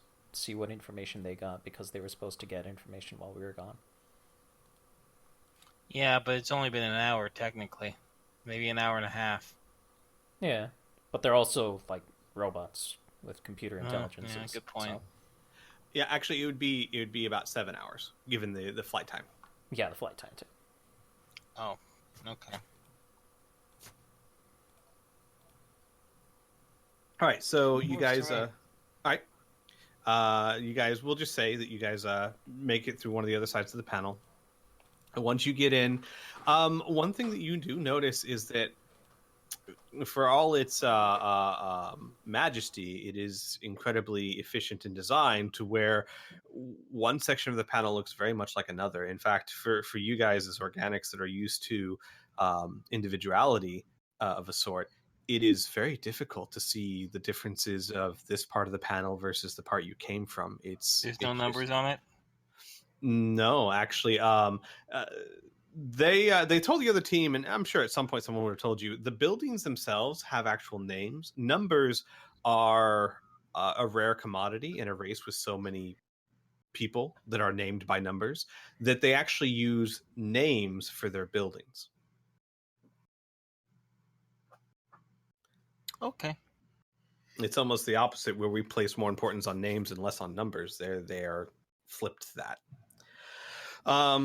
So we'll say 7 hours after you left here, you are back inside the panel and within range. You're not in the same place where you were contacted last time, but you are within your radio range, the 500-mile or so radius. Well, actually, your radio travels much, much farther, but within range of attempting to contact the rebels. Okay, before we do this, real quick. So, how is our cure, what we brought to help the cyber race, what is it? So it is enough genetic material replicated from Princess Doodad for them to be able to replicate it themselves. And basically... So is it like a petri dish? Is it a container? No, it's a container. But think like a Foot Locker size. Okay, all right. So it'll allow them to continue to replicate a cure. All right, gotcha, Exactly. gotcha. And then the instructions on how to do the genetic therapy. All right, cool. All right. So who would like to reach out? I've been doing a lot of talking. One of you guys can if you want. I've also taken up a bit of screen time. Isaac, Kid, do you guys want to do the chat? If not, I'll be happy to do so. Just want to give you the option. I can do it. Yeah, Okay. maybe someone more diplomatic than Yeah. Kid Like, I if Sure, we're forgot man, no about problem. that. I don't want to squeeze you guys out. You know, I gotta be inclusive. I mean, we're it's cool. playing this together. I No, personally would love to see I- Kid do it, but I Oh, understand. Jesus Christ. I mean, we know how diplomatic they got with pylons, but let's not play that game. Not tonight. All right, so Isaac, you start broadcasting the signal. What are you sending out? What's like? Are you just sending out a signal? Are you sending out a message? What's your way of attempting to contact? Test, do you hear us? Okay. You have to send it out a few times, and it takes over about 5 minutes or so, and eventually you get a. It's an unfamiliar voice. We hear you. Are you the organics that contacted us earlier? Perhaps? Okay. Are you the people that contacted us as we left? Yes, not me directly. I believe that was 2X103 that contacted you. Where is But she? I am part of the cell. She is regenerating at the moment. I am on Okay. call. We didn't expect you back so soon. Yes, it has been quite a while for us, but it probably hasn't been a long time for you guys. Roughly 7 hours, according to my calculations. Yes. We did warn I'm you not that sure. we would be back fairly soon. Yes, I did hear about that. I just don't think we. Welcome back. Unfortunately, we don't have much information for you at the moment. Our operatives haven't even reported back in, so we don't have much to tell you yet. Okay. Well, we have a cure. We don't know where to go. I'm sorry, Would you what? mind? We have a cure to your disease. Not We a don't cure, know where to go. makings for a cure. Just saying. A potential cure. It's not a you take this and you're cured. You need to take several weeks, months, perhaps even years to eliminate certain things from your organic tissue. Okay. He hesitates a bit. Okay. Xavier, we're on the comms. Right now, what we could use is a safe place to land where we won't get blasted by Cyber 4's lackeys. That. Yes. That I can. Yes. Okay. I am sending coordinates now. Follow them and head towards the bottom of the panel. You will see 2 ships. They're going to be using Morse code to signal you. You can follow them into us. Okay. Okay. All right. So, it takes about another 30 minutes to follow the coordinates, and you end up going very low into the panel underneath the buildings and towards the alleyways, if you could call it that. Very large alleyways, but for a ship. And you see that you start to go to a poorer section where the buildings are a bit less fancy, a lot less lights. It looks very much more like an industrial sector. As you're getting close, you can start to see the differences there. After about 30 minutes or so, you do see 2 ships that are constantly flashing a Morse code signal. Lucas, you can pick it up as simple as "We are here" is all it says. And then they don't make contact with you. They don't do anything. They simply turn around and start flying at a slow pace. So, safe to say you follow? Yep. Okay. Definitely. We got nowhere else to go. You follow them down, and they lead you actually underground, more or less. You fly down what looks very much like a reminiscent of like a subway tunnel, a very large subway tunnel, and they almost abruptly land. There's plenty of room to land in this tunnel, but there's no landing pad. There's none of the usual accoutrements you would expect for a landing site. They just land. Can we just land? Yes, it's flat. Okay. It's fine. Roll me a piloting check, but no penalty to it or anything. Oops, not 2D100. That will not be good. And I'm gonna also, make it it's harder for roll myself. Inferno, not Toll. Toll 2D200.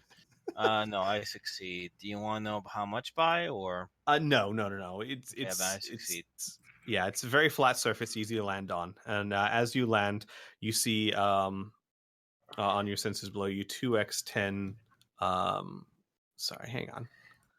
2x103 is waiting for you down below.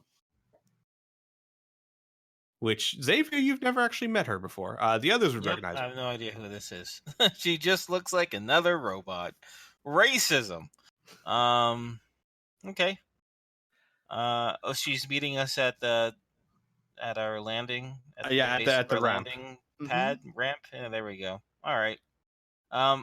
First and foremost, I want to make it clear, even though we're meeting with the rebels, I'm putting on my armor, taking my ion pistol. Wait, do I have my ion pistol? Shit. Oh no, I think I left that on Frontier Station. Wait, let me check. Let me check and make sure what weapon I have. Group loot. Savior section. Savior. Isaacs. Okay. ID, ring of antidote, left behind. Oh no, I left my standard ion pistol. Well, Oh, I shit. You can suppose borrow this one past from 2 me. weeks you could have got one. Yeah. No. I have two pew pews. Oh, I okay. just, yeah, I have my bandit laser pistol. I'll take my bandit laser pistol then.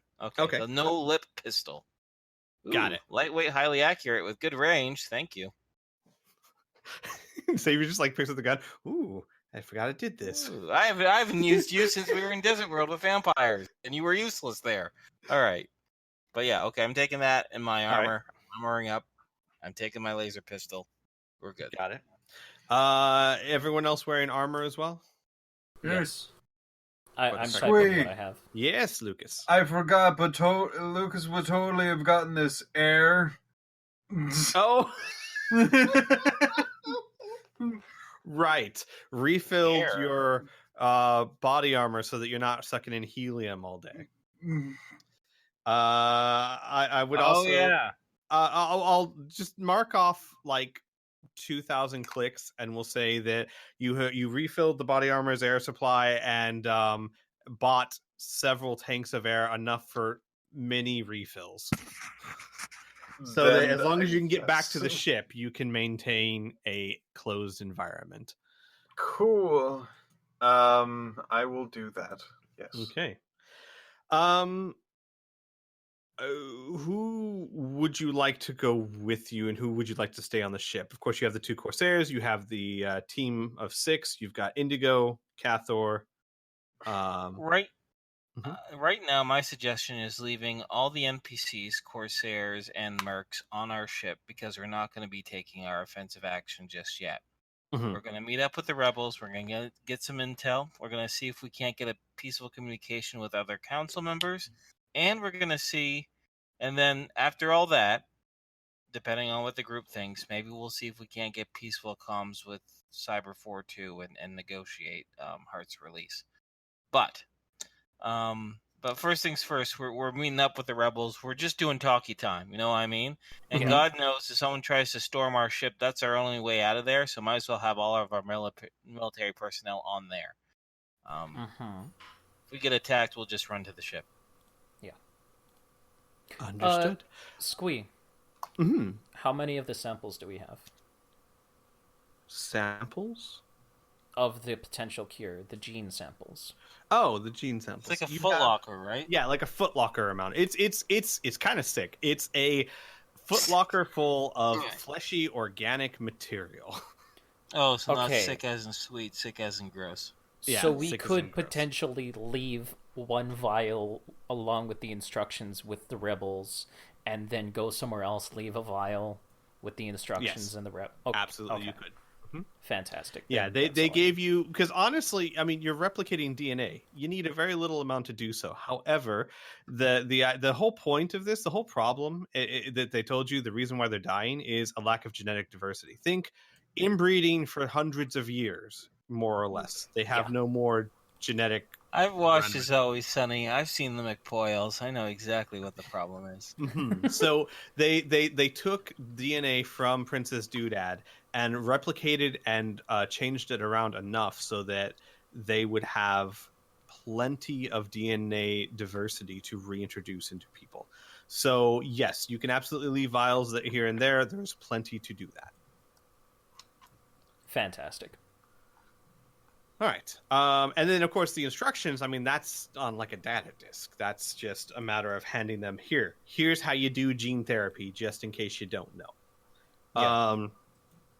So you leave everyone on the ship. By the way, I should also denote, just in case it comes up, Tessa is staying in Candyland with Elisa and the kids. Tessa, as much as she wants to be sure Hart is rescued, she is not much of a combatant. Yeah. And was afraid that she would just get in the way. That's fair. Works for me. All right. So as you go down the ramp, you are, again, as I said, you're greeted by 2X103, who was the wife of 3X1011. She nods to you and she says, I was informed of your quick return and apparently a cure for our people. First things first. Here, have this, and he's going to hand the data disk and one of the vials. Okay. Yeah. I'm not sure I understand. Okay. Let me make it pretty clear for you right now. We are a part of an organization that can master time travel. So the reason why we came so fast is because we went back to our home planet named Zeberon, and for about 2 weeks helped synthesize the foundation for a cure. The biggest problem it appears is a lack of genetic variation. And the disc that Isaac there just handed to you, along with the substance inside this in this footlocker, will allow you to properly reintroduce better genetic variation inside your entire race, and therefore make your genes stronger, therefore kind of cure your disease. It's a long-term therapy, so it's no one-shot pill, but I think it's the best chance you got. Now, we're giving you this because you're the only cyber group that doesn't want to exploit us or hold our friends at hostage.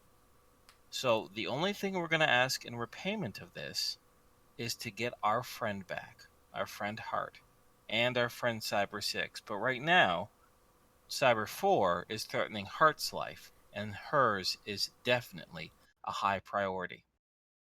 Now, go ahead. She just says, I completely understand. And she'll hand the vial and the disc off to someone that's with her and say, look into that, if you would, please. Thank you. Yeah, go ahead and check its authenticity. I guarantee you it most truly is what I say it is.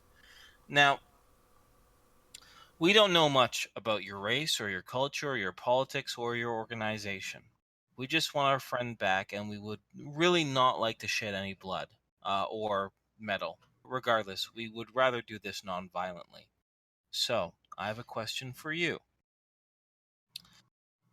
Here's the most important question right now. Do you honestly think Cyber 4 can be reasoned with? If we give him or let him know of the cure that we delivered, do you think he will release our friend, or do you think he is spiteful, power crazed, just plain out, hates us, or hates non-synthetics, or despises us so much that he will not listen to this reason? I know it's a big question, but you know Cyber 4 a lot better than we do. and I know I know he killed your husband, but I'm talking about the man's personality, his ability to see reason. I would say that there, especially if you have a cure, there may be some elders who would listen to you. Cyber 4, however, he has Cyber 6. And while I'm not sure exactly how he plans to use it, whether he plans to convince Cyber 6 to join him or hold him up as a trophy, either way, there is a lot of power to be had there. And your friend, I'm sorry, but from what I understand, she is a brilliant engineer capable of modifying Cyber 6's entire core exoskeleton. If he has her, she may be more valuable to him than a cure. She could build him an army. Okay. All right. Great. That answers our question. That's good. So here's number 2. If we give you this cure for safekeeping, and we go rescue our friends, and if Cyber 4 ends up dead or injured or angry, can you give us enough protection? And can you give us a way to contact the other council members so we can smooth out a possibly violent situation and make sure we don't get killed when we try to leave this planet?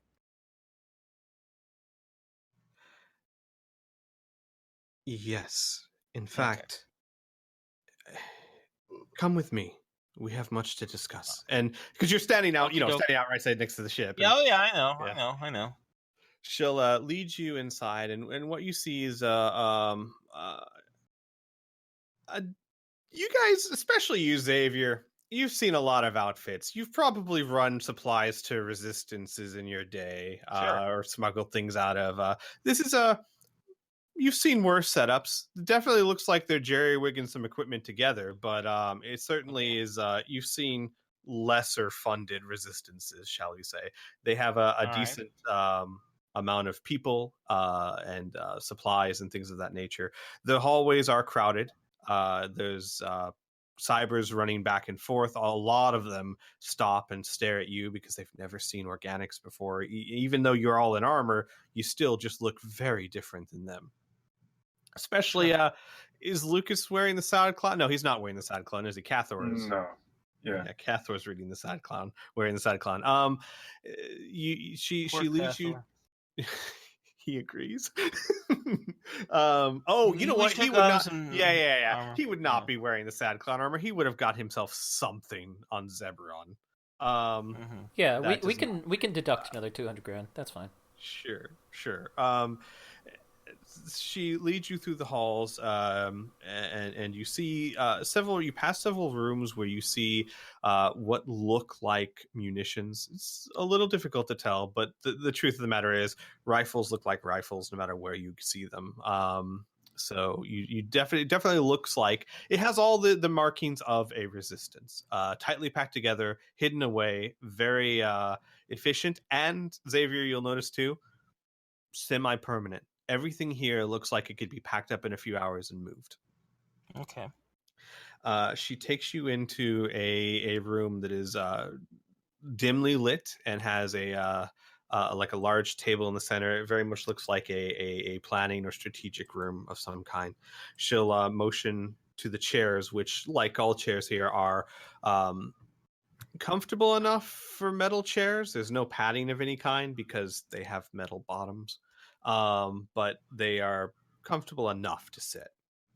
And she'll take a seat as well, and she'll say, even if you had not given me the cure, I would do what I can to help you locate your friend and offer what resistance we could spare.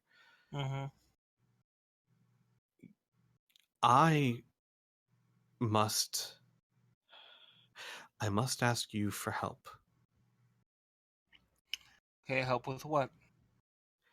I told you when you left that there was something that I wanted to show you. Mm-hmm. What? This resistance, this rebellion started when my husband found... You know that many years ago we had a war with our creators and we wiped them out. Not quite, but yeah. I'm sorry. Sorry, Continue. you have to excuse Isaac. He's a pessimist. He assumes if I say, "Oh, I've cured all this disease," he'll be like, "Oh no, you probably missed a little microbe." That's what you mean, right, Isaac? That maybe theoretically somewhere there might be one or two or half a dozen of that race still kicking around. Sure. Yeah. See? Hypothetically. Okay, I understand. I suppose anything is possible. But more to the point, my husband found this and made a recording of it. And she begins to play something on the table, like a viewing monitor. And what you see is the equivalent of like a handheld camera, like a little bit shaky lens there, as you hear walking. You see a couple cybers off in the distance, and you see the whoever's holding the camera walks up to a ledge and peers over the ledge, and what you see are thousands upon thousands of alien bodies that look as if they are the same species of their creators as Princess Doodad, in a suspended state in what look like tubes with some sort of fluid like gel. And as she shows that, she goes, how we are made is a tightly guarded secret that the elders do not want to share. Mm. And now we know why. We never understood why our creators made us. That was lost to us, but Cyber 6 and all of the elders knew. From the records we got from this facility, we were them, our creators. We were creators that volunteered to be altered to protect against some threat, some great enemy. And I see. yes, our core. Go ahead. You're not two different races. You're the same race. Yes, all that is left of our creators now is our biological core or organic core. But those cores cannot be created, they can only be grown. I see. Hence the lack of genetic variation. You can't grow new ones. You can't grow new genes. All you can do is just replicate it amongst each other until you get flaws. So you do understand. Yes, the elders have known the cause of the disease for a long time, but obviously they could not say so without this getting out. The opinions of our creators is mixed and troubled. If society found out that we were part of them, and more to the point, that those beings that you see, they are alive. They are kept like that until they are harvested. This information would tear the society apart. Okay. Okay. All right. So, first of all, we'll keep your secret, obviously. So, I'm assuming this is leading up to the favor that we need of us. Well, yes, the first thing is, I don't know if this secret should be kept. You are organics like them. You think differently than us, act differently. It's a viewpoint that we don't have. From my perspective, these beings are slaves held against their will and slaughtered, sentient life that is annihilated to make us. I do not. My logic tells me that this secret would devastate our society and should be kept. Squee. No, Mhm. sorry. No. You have your NPC Okay. finish your conversation. Sure. I'm sorry. I thought you were done. She goes, but there's a part of me that says this is wrong. What would you do? Okay, now question for Squeak. Sure. Yes. Is the cure the big locker of genetic material? I don't. Maybe my character wouldn't know this, so be truthful with me. Mm-hmm. But could that be a substitute for harvesting people? Instead of needing to harvesting people, they would use this foundation instead and use the new genes, the new variation that we have.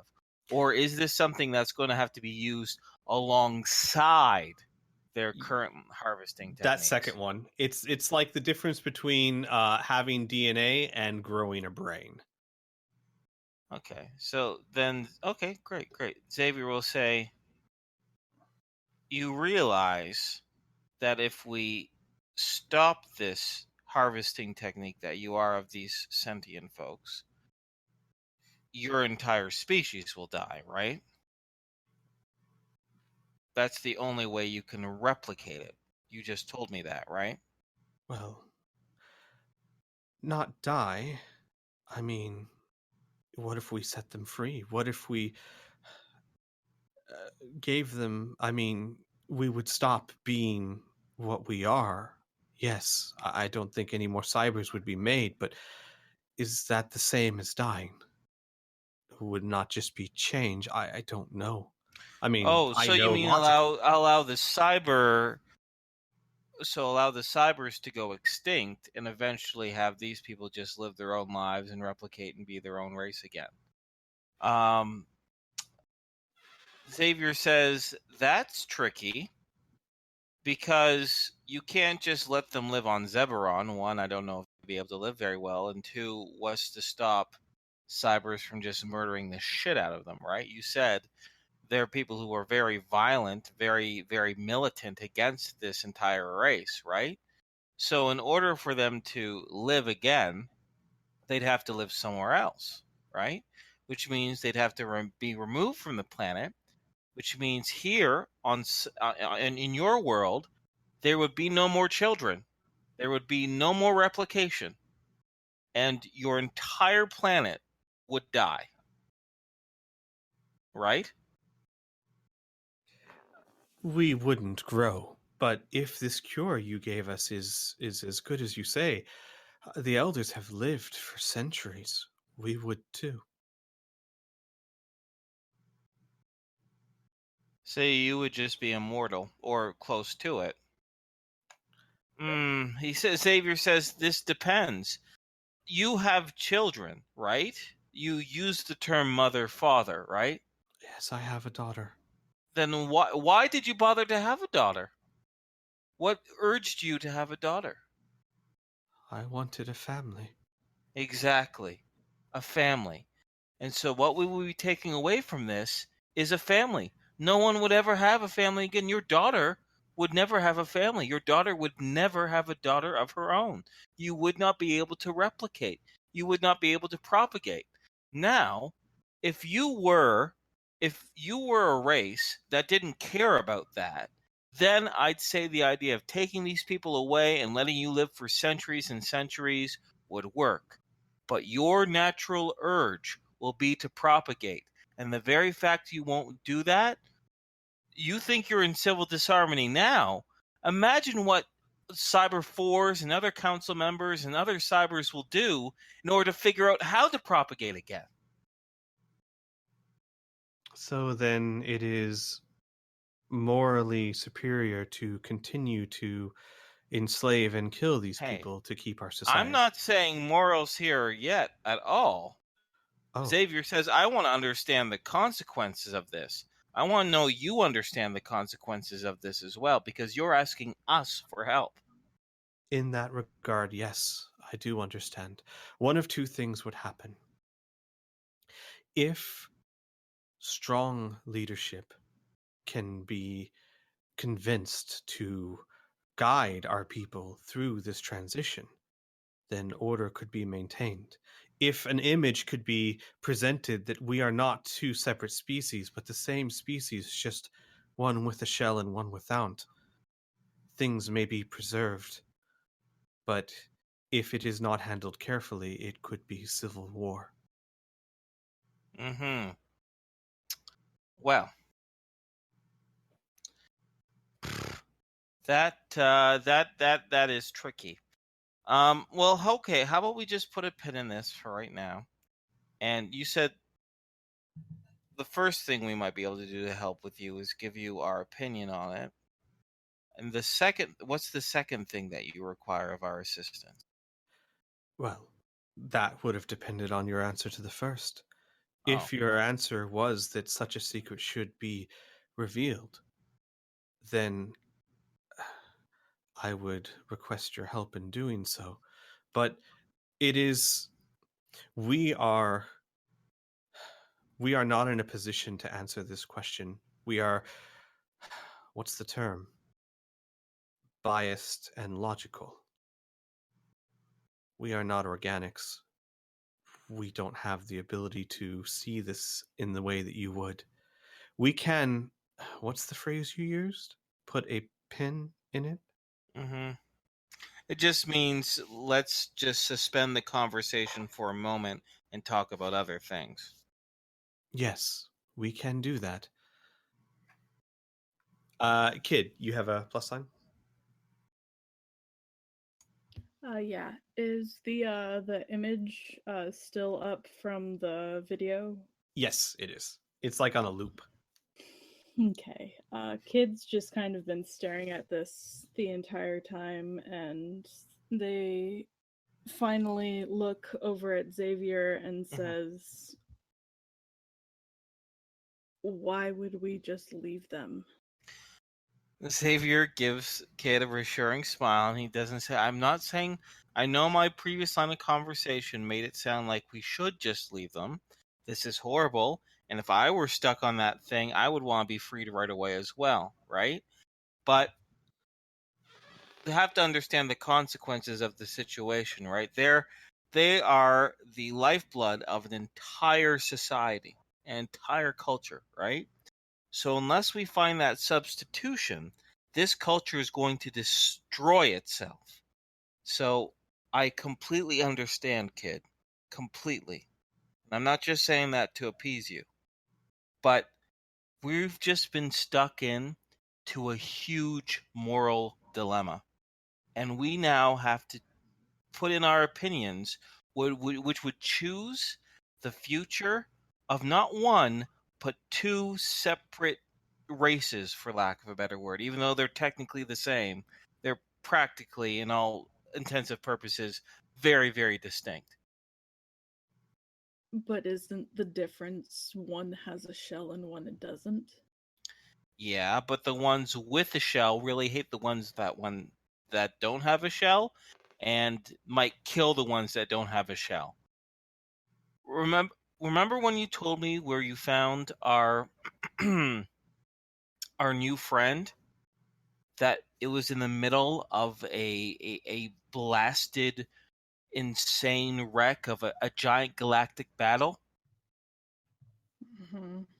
What would be the point of us freeing these folks if another battle like that would just happen again? If this were to work at all,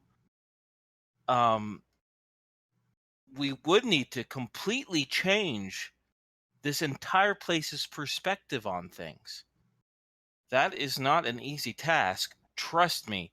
I've talked to a lot of different people of a lot of different races, and most of the time their personalities are fucking fixed. The best I can do is to trick them into thinking what I think just momentarily. But I mean, this is deep rooted shit here.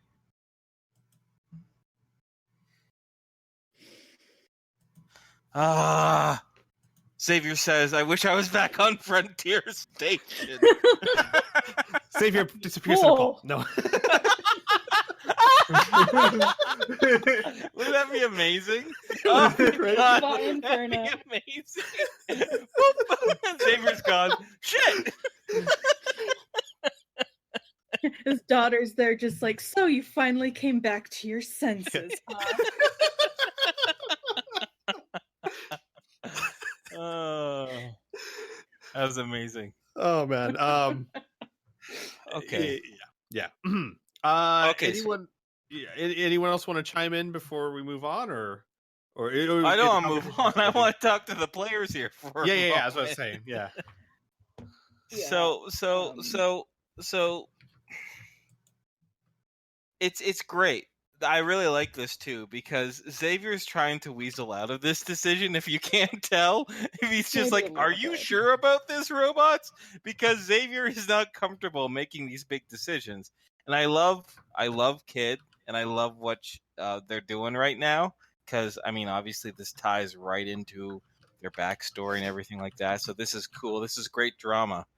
Mhm. But guys, you know how much I wish we could do a Green Castle situation right now, where it's just like, you know what, dude, you lead them, you lead them, and you figure it out, and then you come back later and you're like, yeah, okay, this guy actually did a decent job. Good, we don't have to worry about this. Good job, guys. I wish we had that here. That'd be nice. Yes. But Because that's because listen, I'm personally, I'll tell you right now, my personal morals on this is I don't buy into Xavier's end justifies the mean bullshit. Beans bullshit, right? If people are being harvested, you gotta let them go, period, right? Mhm. And let the consequences fall as they may. But I'm wondering, my friends, if there isn't a way we could escape through the horns of this dilemma, if we can't weasel out of this, right? Mhm. Okay. There might be a way for them to keep reproducing their genes or reproducing without the need to harvest these live people, right? Mhm. Well, I don't know how Squeeze said the accurate difference between growing a brain and what was it? and What having did you a say, pile of Squeeze? genes Yeah. or whatever. Sorry, I was muted. Yeah, Um, it's the difference between having DNA strands and using them to replicate a brain, which is a very complex organ. Organism, yeah. Yeah. Yeah. Yeah, like it's one thing to like graft skin and shit, and it's another to grow an entire organ set. Like you kind of need something to make the organs, not just like boop, there it is. Yeah. As fancy as that would be. But I don't know how accurate my thought of this is, but so they are essentially growing people, and at a certain point of their growth, they take the brain of the organism and stick it into a metal frame. Is that what I'm getting at? That is the gist of it, yes. Is it? Oh, that's what they're doing? Yeah. Yeah. Oh, Jesus Christ.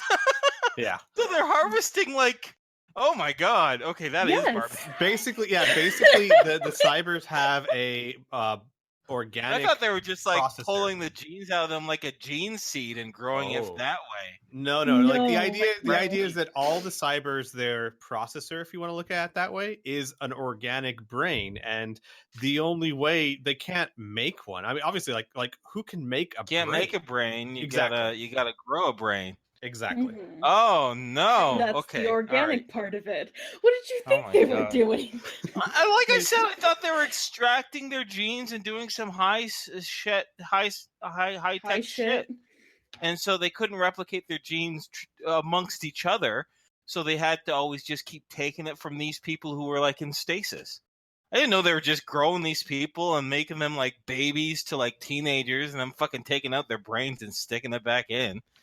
Effectively killing them. Or, well, not killing them, but transferring them. They are taking their own free will and choice away from them as to whether they wish to be organic or bio or mechanical organic. True, but I guess they're not killing them, are they? They're just moving their brains from a body to a robot. But they're also being grown in test tubes and having large portions of their life choices taken away from them. It's just like morally like kind of incredibly it's fucked up.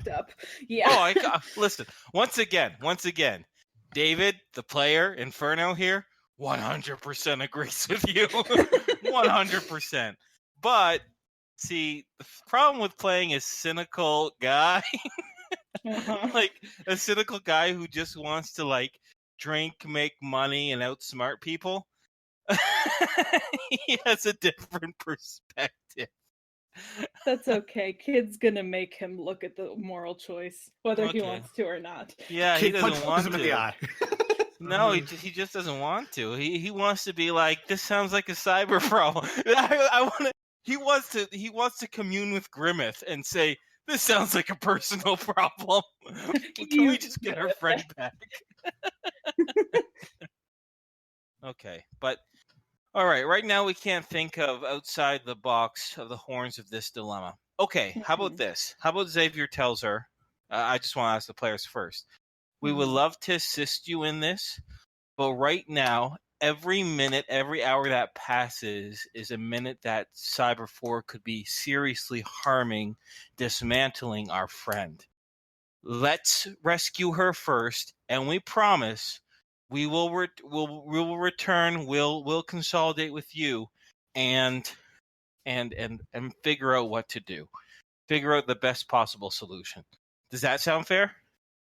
Yeah. Okay. Does sound fair. So Xavier says that, so I don't repeat myself. Sweet. She will nod, and she will say, "I am sorry for the weight of this decision. It may sound odd to ask you, but the simple fact is that you are an organic. You can empathize with them in a way that we can't understand." Well, you should be able to. You are them, says Xavier, the smartass. She nods and she says, "That is more difficult to grasp than you may imagine. But yes, we will speak of it later. Your friend has been taken from you. That is unjust in any sense, and I will do what I can to help you get her back. And Cyber 6 as well. I assume you still wish to rescue." Of course. Of course. Kid nods vigorously. Unfortunately. I put that down in the notes. It's right next to Save Heart.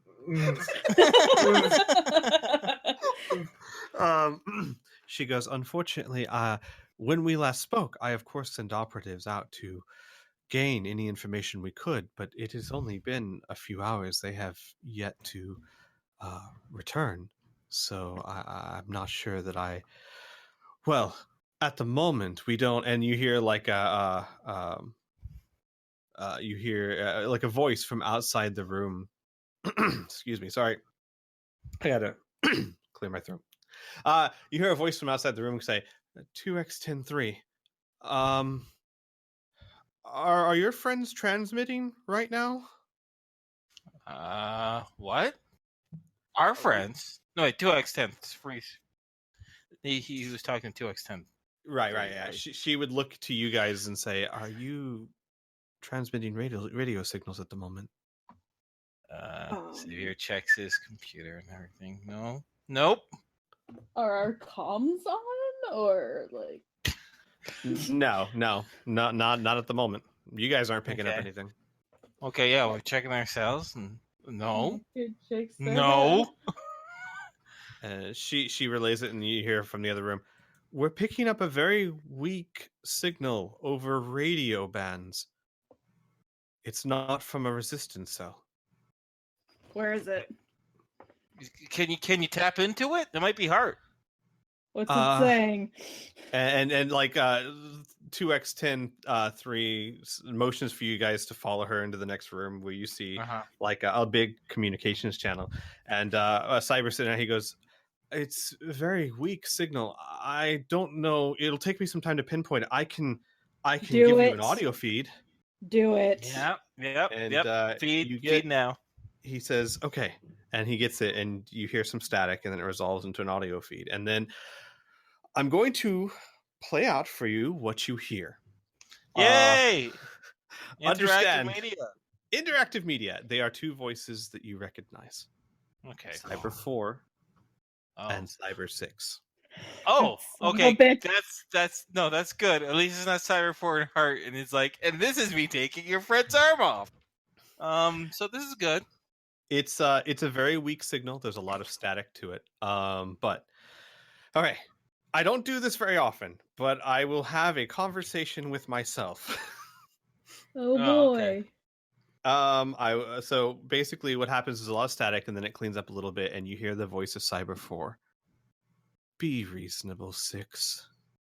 Your friends are gone. I saw them leave, and they were smart to do it. You are home. You are with friends, and your word, taking your place by my side, we could take over everything. And then you hear Cyber 6's voice. Not with you. Not ever.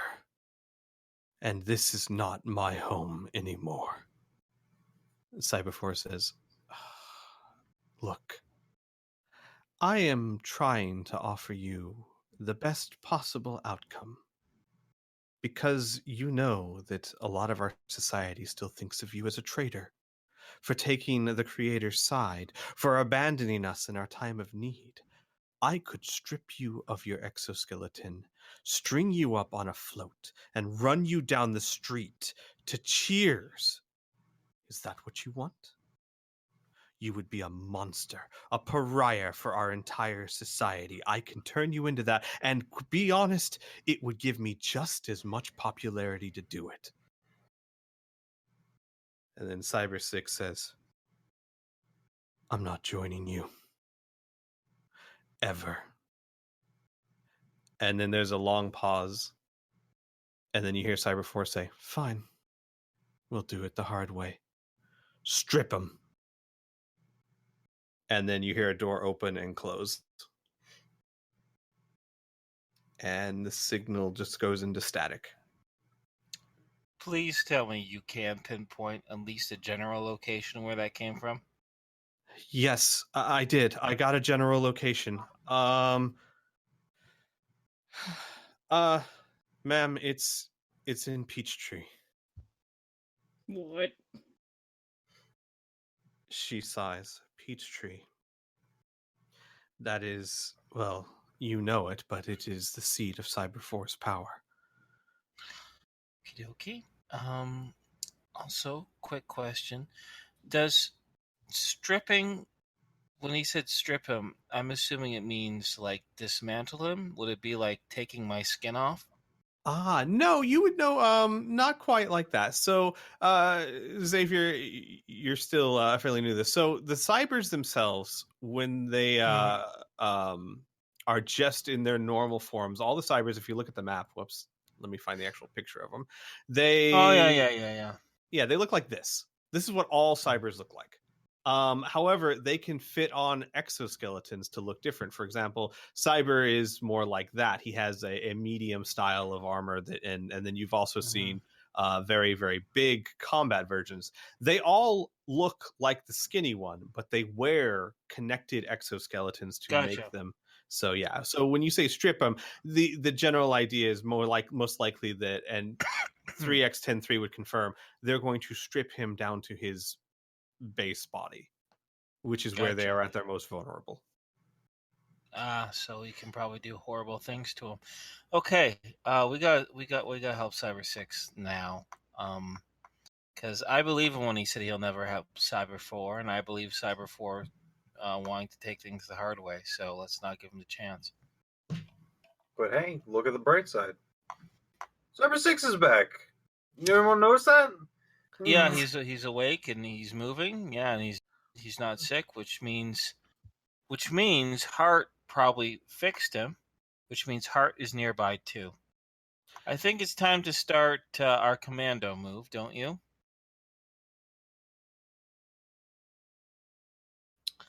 So, It's 2x103, right? Well done. Yeah, I did it. Didn't even have to write it down this time. Kid's gonna turn to her and ask, how do we get there without them knowing? Well, we can get you into Peachtrees, but it depends on,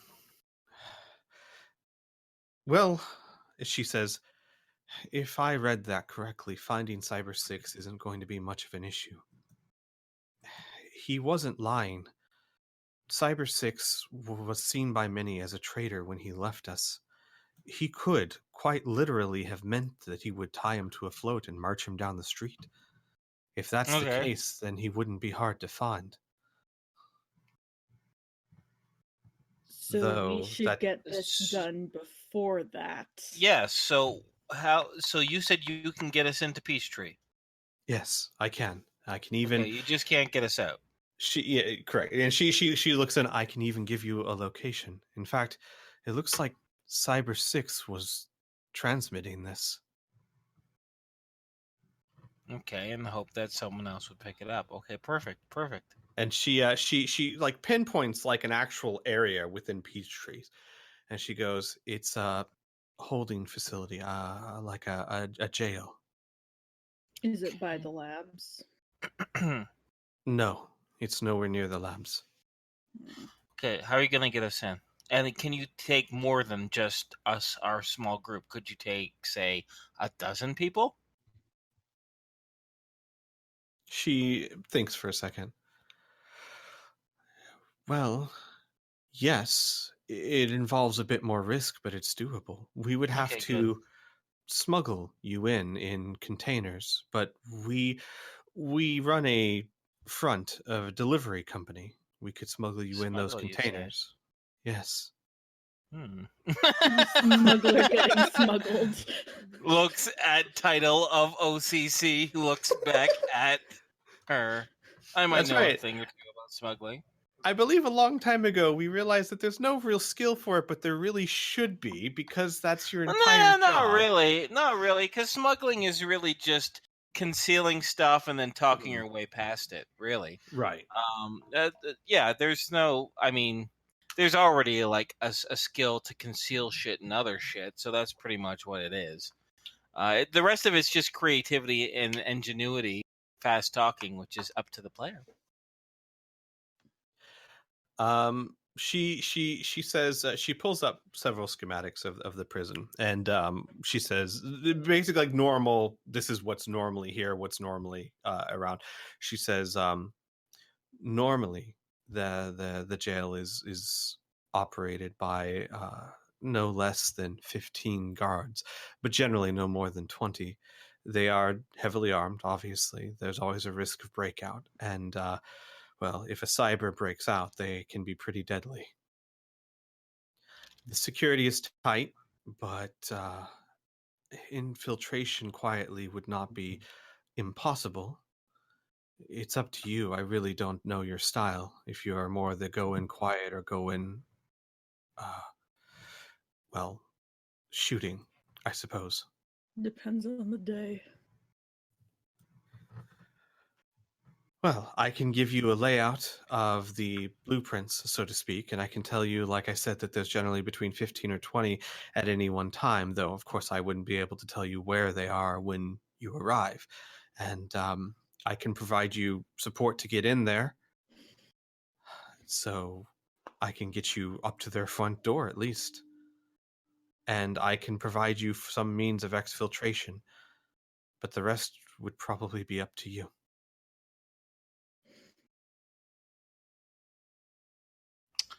Okay, well.